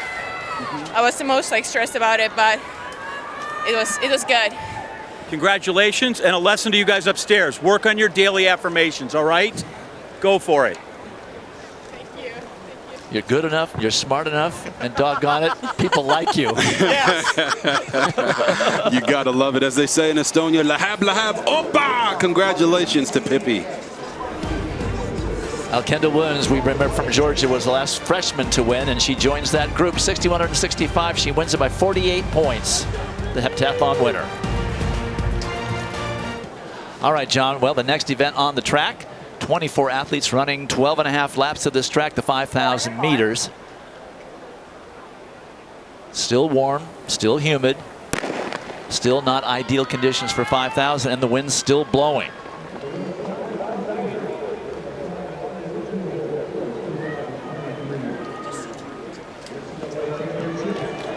And the news in this event is that Caitlin Toohey, who led pretty much the whole 1,500 and then ended up 6th, has chosen not to come back in the 5,000 because she wasn't able to complete the double, but she's not even contesting the 5,000, so she is a scratch, which clearly puts Parker Valby of Florida as one of the bigger favorites. But you know who is coming back? That's the 1,500-meter champion of Harvard, Maya Ramsden, is in this field. And just some clarification in a conversation that I had with Lori Hennes of NC State coming into this championship. She does have 2 other athletes in this 5,000-meter field. And what she told me about Caitlin's outdoor season is that it was never about checking boxes or chasing records. It was all about putting Caitlin to get into opportunities to race well and perform well. So they were never going to jeopardize her long-term goals and aspirations at this meet. So, as we're setting the field right here, you have Simone Plourde in the mix. You also have Parker Valby and Amelia Mazzadowney of New Mexico, Valby of Florida. Parker Valby, fantastic to see her back on the track. She was the runner-up in this event last year. She was also the runner-up in cross-country to Caitlin Toohey. That first lap was 77.5 seconds. Parker Valby missed the indoor SEC championship and NCAA indoor championship due to injury, so she has been fighting her way back to form all outdoor season.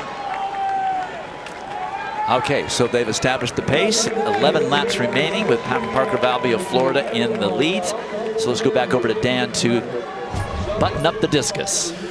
All right, well, let me tell you, nobody was going to beat Jorinda Van Klinken today of Oregon, but there were some shuffling in the top 3 positions here down the stretch. This is Ashley Anuba, the Virginia senior, on her 4th throw. She would find her edge and put one down the right side. And what a lot of people don't know, if you send that discus down the right side and you got a headwind, look at the way that discus flies nice and straight, turns over at the end.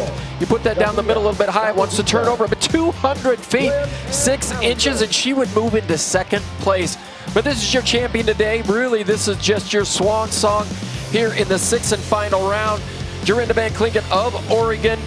She would blast one out there again. Great series for her, but she'd go 214 feet, 4 inches in her 6th round, and we're sure to see her on the victory stand. She's your champion today, 2nd in the shot put, but we'll also see her at the World Championships later this summer in Budapest. She comes away here with a 215-foot throw and a new NCAA meet record. That's a huge victory for Van Klinken, almost 15 feet over 2nd place, and 2 athletes over 200 feet as we rejoin the 5,000 with just slightly less than 10 laps remaining.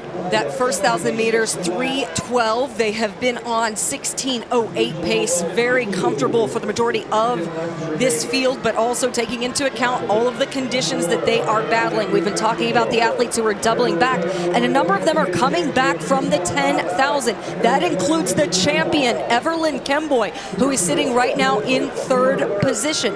But Parker Valby is fresh coming into this 5,000 meters, and this is the way she likes to run. She is a very aggressive racer. This is how she ran the 5,000 meters last year, in which she finished 2nd. You saw her got out to a commanding lead during the cross-country season, only to be eventually caught not long before that finish line by Caitlin Toohey. But when she is on the track, she is phenomenally talented. Her personal best, 15:20:10, came from last year's NCAA championships. They have been now, that last 400, 75.5 seconds. So they've improved, they've quickened the pace ever so slightly on that last 400. Lara, here at these championships, we've seen runners do the 10-5 double.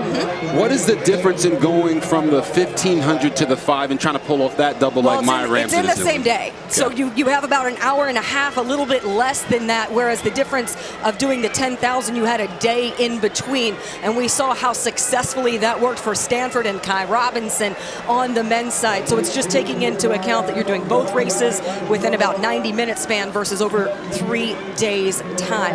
And Parker Valby mentioned that she missed the indoor championships. We'll go into a little bit of what was behind that as we see the field. That lead field is starting to separate with 2 Utah athletes, including Emily Venters, who was the runner-up in the 10,000 meters among the top 4. All right, when they come around to the start-finish, we'll have 9 laps remaining, so 8 laps, I should say. So let's go over to Dan for the conclusion of the triple jump. All right, so here in the 6th round of the women's triple jump, we get a chance to see the champion take her final jump of these championships. This is Jasmine Moore. She took over the competition in the 2nd round with a new NCAA record, a 5-year-old record. Always a trooper. You see her out there. She takes every single jump in every single round. Just been such an honor to watch her over the last few seasons, and she knows it's not her best, but she comes away with the championship. 5 of the 6 jumps today were over 46 feet. What a series for her. And she's really happy about it after I'd say subpar performance in the long jump, but she would be the champion today. There you see 48 feet 6 inches. She takes down Katura Orji's NCAA record from 5 years ago. And you know what? John Anderson got up with her. All right, thank you, Dan. We're just down here chatting. She's thinking about, do I stay in school? Do I leave school? I'm thinking maybe I go back, work on a master's degree. We'll get to the important stuff later. But let's talk about 48.6, because my goodness, that's a heck of a performance. You said it felt good down the runway. What was good about it? Definitely just the run, my speed. I knew I felt strong, I felt fast, and so just making sure that I was aggressive throughout all my phases, I think, is what helped me get to that mark. You come back, you put up a big mark, and you win here. This comes after what I'm sure is some disappointing 3rd place finish in the long jump. How'd you kind of right the ship and steer it down so that we are a winner today? Definitely couldn't feel sorry for myself. No one's going to feel sorry for you about 3rd place at the NCAA track meet. And so just remaining focused, hanging out with my family, feeling so much love, and just remaining calm and confident today is what helped. Tell me about the feeling of 3rd and the feeling of 1st, like the difference between those. So much better, so much better. Just very thankful for today. I'm happy that it all came together, and 7th national title, so just super grateful. And since we're going to throw up to Lara and finish up the 5K, honestly, right, you run more than Parker Valby these days because she never runs. Yeah, she never runs, and it's so crazy because she's doing amazing, and so I don't know how she does it. Yeah, we're kind of sorting that out on our own down here, Lara. We'll throw it back up to you and see what you've got for ideas on this. Hey, John, when she runs, it matters. She makes it count, like she is right now. You're exactly right. She's been battling a lower leg injury since the wintertime that has reduced her to about 2 workouts a week on the track or on the golf course. She's cross-training the rest of the time. And when I talked to her last week, she described it as it started with a tinge. There was like almost a cramp in her lower leg in a workout after the cross-country championship. She had that pain in her lower leg. Took a little bit of time off over the holiday, and then when she came back, it was just still nagging, and that led to numbness in her lower leg. She cannot feel part of her lower leg. They've not been able to exactly diagnose exactly what it is, but she said, I know I'm not where I want to be in my fitness and in my consistency, but I haven't come this far to only come this far. When she won the 5,000 at the SEC championships, that was the first time she put on spikes since February. Coach Mike Holloway said a lot of people would have given up to have gone through what Parker has gone through. It's been a challenge. She's very honest, though. Tells us what she can do, tells us what she can't.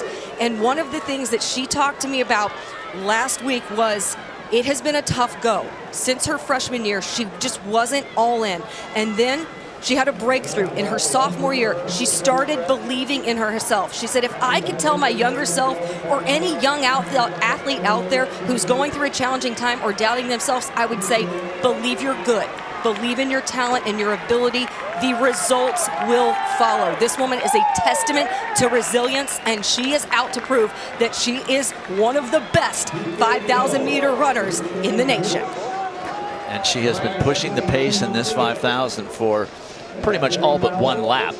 She is followed by Emily Venters of Utah. She's about 10 seconds back, I'd say. And Evelyn Kemboy, which is who you have to watch out for. She's doubling back from that 10,000-meter victory. Also, Amelia Mazzadowney of University of New Mexico is in that top 5. But that gap has been about that for the last 2 laps.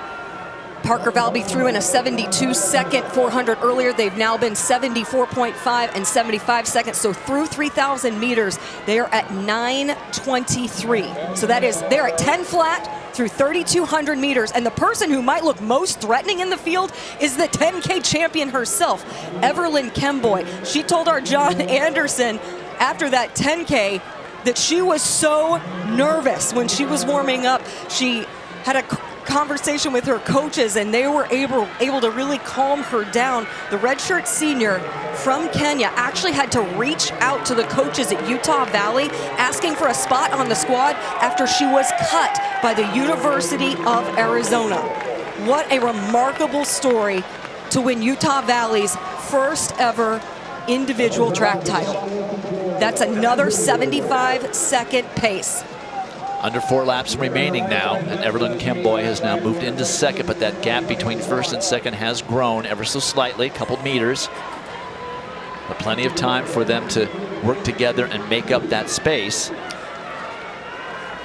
We saw at the SEC meet that you will start to see Parker Valby's form change a little bit as she favors that leg.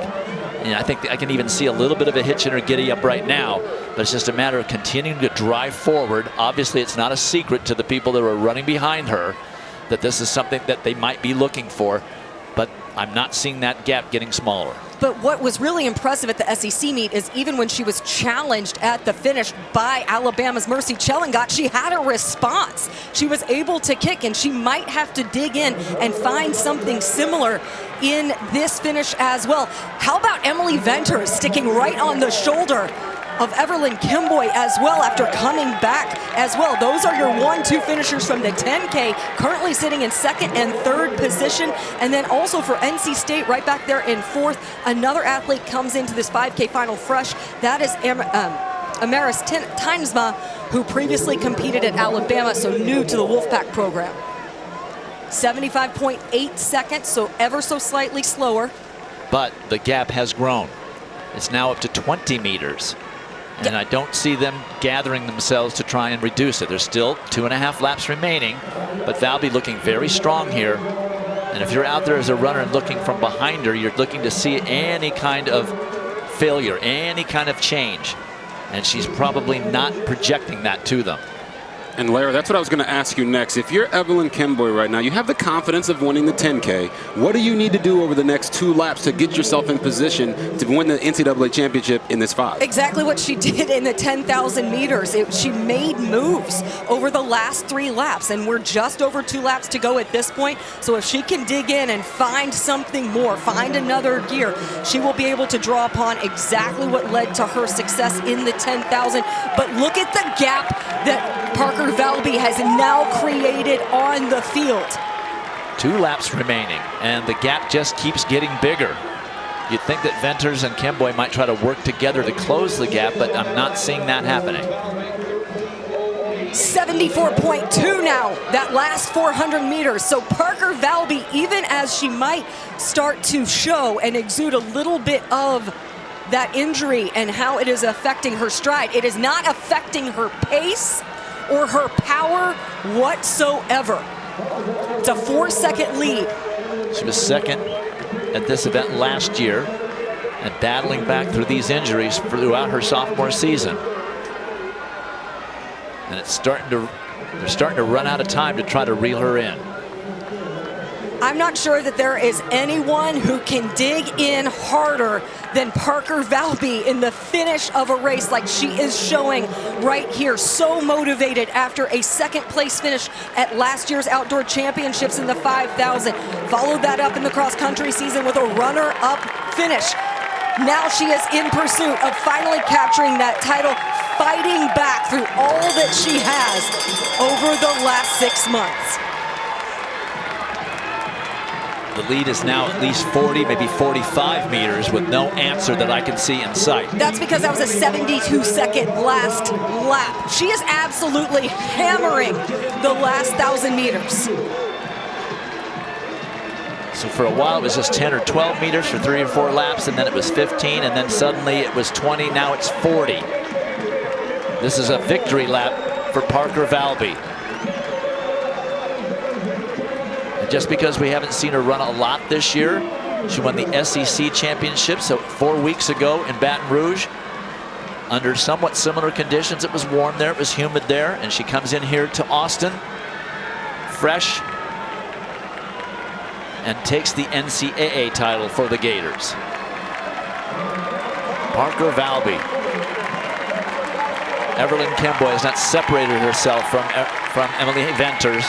She will finish second, so a victory in the 10K and a runner-up finish in the 5. But here is your 5,000 meter champion, Parker Valby, the sophomore from Florida, as she gives the Gator sign.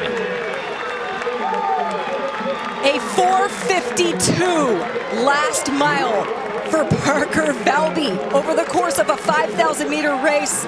Great celebration there with Evelyn Kemboy, high-fiving the remainder of the field, and embrace to Amina Matug of Duke in celebration. All right, we'll give them a chance to enjoy the finish, come back to Austin and interview Parker Valby and get ready for the 4x400 relays. Back in Austin, only event you haven't seen in the field is the women's high jump. Collegiate record holder Brigitte Barrett, the silver medalist from the Olympics in London. This is Lamara Diston. She's been pretty much untouchable, undefeated by collegians since April 2022. Her jump at 6'1½", a gigantic clearance. She is the Jamaican record holder and the collegiate leader. This is Cherry Griffith from Ball State. She comes in with an all-time personal best of 6'2 3/4", but that's an indoor mark. She's never jumped even this high outdoors, and she jumps easily over 6'1½". That's a lifetime best outdoors for the Ball State junior. Then Elena Kulichenko of Georgia, and she is over on her first attempt at 6'1½". She has jumped 6'3½", second best amongst collegians. The bar goes up. And Charity Griffith at 6'2 3/4". She's already set one lifetime best, 1.90 m. She's jumping against someone that's pretty much unbeatable. Look at that clearance for someone that's never jumped that high outdoors, and that matches her indoor best ever. Bar goes up once again. at 6'4". When you've had a couple personal bests in the high jump, it's usually like you hit this with your head. But not Griffith. With a slight brush, stays on, and now she is a 6'4" high jumper. And she slays the impossible dragon, Lamara Diston, only jumping 6'1.5" here after that huge clearance too. Charity Griffith, unlooked for champion in the women's high jump here at the NCAA championships. Here are the results of that 5K. Parker Valby winning it by almost 10 seconds, or actually exactly 9 seconds, over the 10,000 meter champion, Everlyn Kemboy, and Parker is downstairs with John. I am with Parker Valby, and I told her when I was talking to Jasmine Moore, we determined that she runs more than you do. How did you get through this season and end up in this place with a win? To be honest, I'm not really quite sure. This is probably the most unconfident I've been going into a race ever in my career. But I trusted my coach, Palmer, and I trusted that everything works out, and it did. Even that wasn't easy because we're switching coaches in midstream. How did you deal with that? I just trusted Holloway. I knew Holloway was going to choose a good coach. He's an amazing coach himself, obviously coached the national champions. And yeah, I just trusted and held faith. Okay, how do we determine our leg isn't 100%? We haven't solved that yet, but we think I'll just go lead from the front. Well, if you saw at the beginning, I got a little boxed in, and I was like, Palmer was like, trust your instincts, and my instinct said go for it, and that's my motto, just go for it. So you've been here with the team for how many days, and you have to wait till the second to last event on Saturday. What kept you busy this week? You saw bats, you got your nails done. What else was going on? Oh, I went shopping. I went to every Whole Foods here. Been to every grocery store, HEB, all that. Just walked around the whole city. Went to a few different gyms to cross train. A lot of coffee shops. Yeah, went on that nice little river path thing. That was really nice to run on. Yeah, and I sat in my hotel room and watched a lot of track. And do you recommend the bats? Yes, go see the bats under the bridge or not? Totally not. Totally overrated. There's so much better things to do in Austin. Don't waste your time. There you go. I'm here with the 5,000 meter champ and Austin Chamber of Commerce tour guide. Guys? Thank you. That was a nice little tour through Austin, wasn't it? Okay, here are the team standings going into the final event. It's just a runaway for the Longhorns. 32-point lead over Florida, with Oregon another 9 points back, and then Arkansas 6 points back in fourth place. A very unusual place for them to find themselves. It's just been a total domination by the Texas Lady Longhorns as we get ready for this 4x400. Kentucky setting the collegiate record last year, and Texas A&M setting the meet record 2 years ago. Both those teams are in this final. Kentucky clear on the outside, Texas A&M in lane 8. There you see Arkansas. They won't have Britton Wilson. She had a really rough day. She's got to be exhausted as well, but they've got a great, it's next man up for the Arkansas Razorbacks. They have got so much depth in the 400 meters. There you see them in lane 6. Saw the collegiate record, 3:21. Not sure we're going to get there today, but it should be a really good final. Texas does not have a team in this race, so their final point total will be 83. They cannot be caught, but this should be a very good race. From the inside, Georgia, Ohio State, and Oregon. Then in the middle, Baylor, Duke, and Arkansas. And outside, USC, Texas A&M, Kentucky. Well, when you think about what Texas was trying to do when they came in here, they did everything. They accomplished absolutely everything that they set out to accomplish, except for this 4x400 meters, and they didn't need it. It's going to be interesting to see that celebration. But here, one championship left to give away. It's Paris Peoples, the leadoff runner for Arkansas. For Kentucky, it's supposed to be Karima Davis out there in lane 9 doing a fine job for the Wildcats. Now here comes Arkansas. The outgoing runner will stay in their lane through the entire first curve and then break for the pole on the backstretch. Arkansas passed second after Kentucky, USC, and then Texas A&M.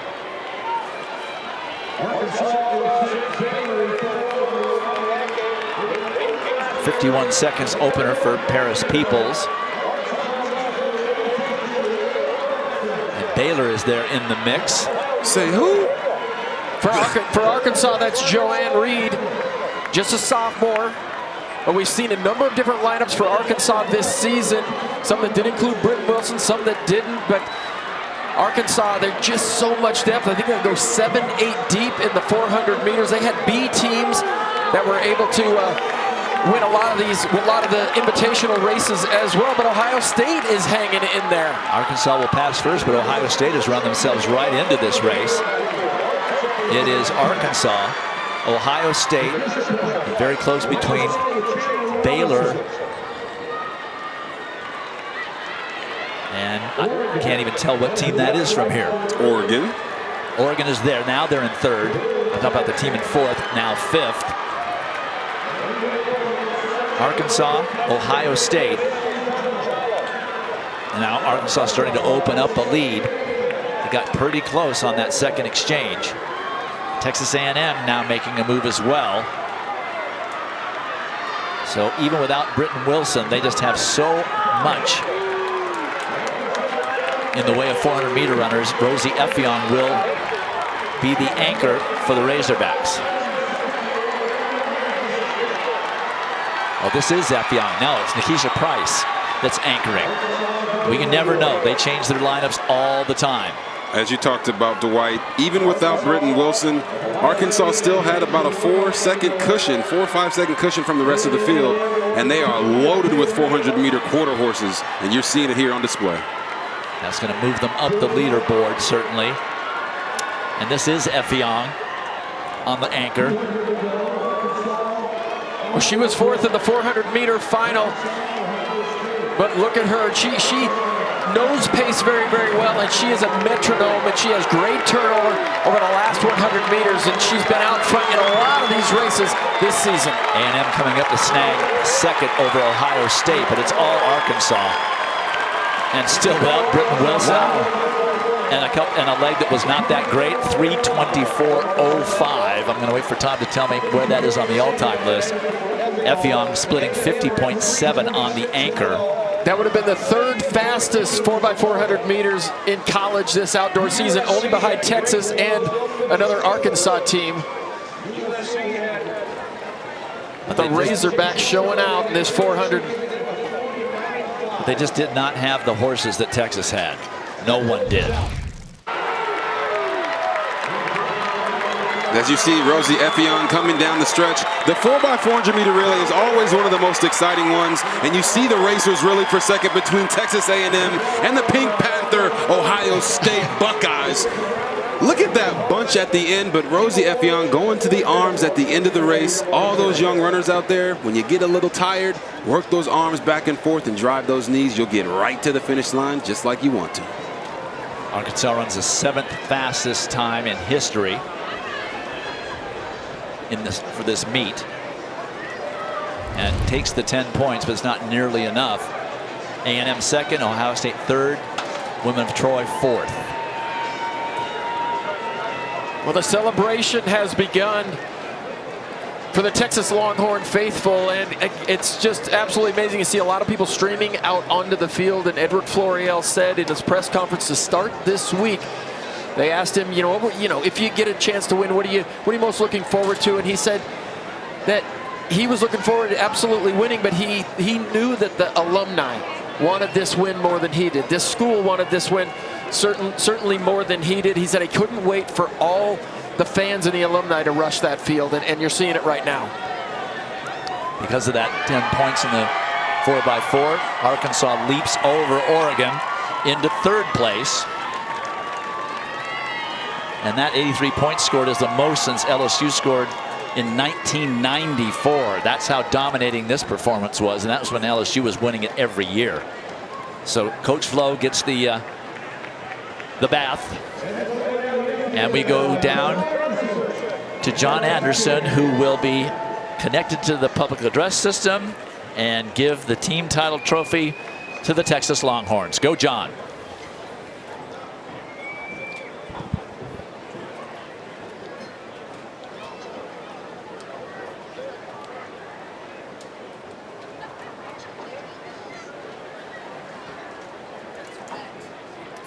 Yeah, We'll wait on that technical problem. There's John Anderson. You see Coach Edric Floreal right there. Came over here 4 years ago from Kentucky and promised the athletic department a national championship. Had 3 runner-up finishes, and now finally at home. I think they were just waiting for the meet to come back to Texas, to be honest with you.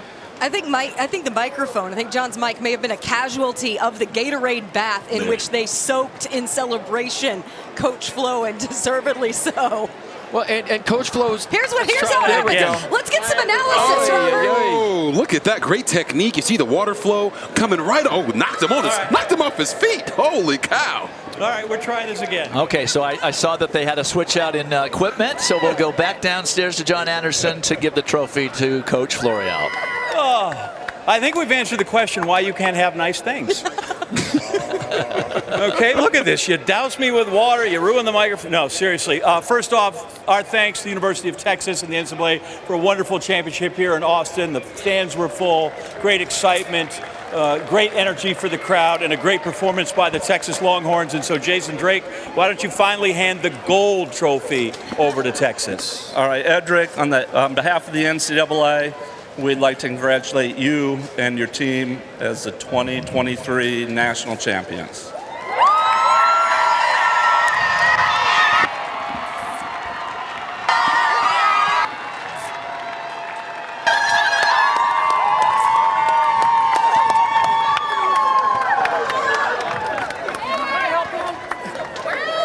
All right, Flo, I will give you a big finally. But what was it that finally got you over the hump after those 3 consecutive runner-up finishes to these women finally earning the championship? I think you said it, 3 consecutive second-place finishes. When we left the NCAA indoor in New Mexico, there was not one word said, but we were all on the same page. We understood each other, and we knew what was going to happen here. We've been kind of gearing up for it all year. So it's kind of cool to watch it happen at home in front of all of our alums and fans. This is an awesome moment. Rashida told me that they were tired of silver linings, but how do you keep their spirits up through those couple of 3? Because second's not bad, it's not disappointing, but you got to keep their spirits up knowing that the big one's out there. Well, Chris Del Conte does not let us put the silvers in the Hall of Fame. The only trophy you can put in there is the gold one. So I have a bunch of silvers in my office that I look at every day as a reminder that we didn't get it. And CDC reminds me every day that, dude, you can't even win the big one. A talented squad. You don't score 83 points without a bunch of really good female athletes. But let's talk about the birthday girl and what Juju has done, not just today, but the season she's put together indoor to out. Yeah, I think it's kind of, if you look at the body of work, and if you compare all the great sprinters of all time in the NCAA, this has to be the best female sprinter ever, bar none. Say it with your chest. And yet she had such a great indoor season. You come outdoor and you told her, hey, you're just a regular guy now.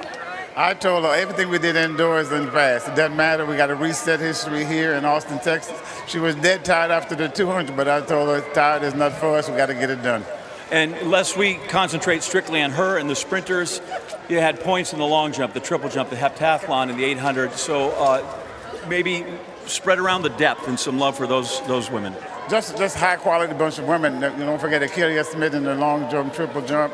I mean, just all over the place. We have a bunch of great women who just made up their mind that they're powerful, they're strong, and they're just not going to take second. That's really what this is. This had less to do with coaching, more to do with athletes coming together and being unselfish. The really cool thing is, like, they're the most unselfish group that I've ever coached. You realize if you get the gold trophy goes in the Hall of Fame, you still have to look at the silver ones in your office, right? Yes, that's why there's an NCAA championship indoor and outdoor next year, so that's my reminder I have got to keep going. There you go, Edric Floreal and the Texas Longhorn women national champs 2023 right here on their home track.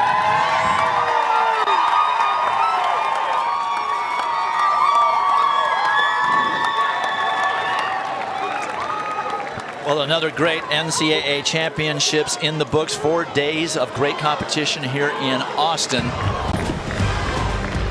We had to deal with a little bit of weather, but we also had to deal with an amazing amount of great competition. Guys, I just want to say Thank you guys for having me on the broadcast. You guys celebrate the athletes. You tell their stories the right way, and I'm honored to be on this broadcast with you. And we love having you with us. Tennessee, Kentucky baseball follows us. For John Anderson, Dan O'Brien, Laura Overton, and our great statisticians Tom Lewis and Norm Ogilvie, I'm Dwight Stones. See you next year, everybody.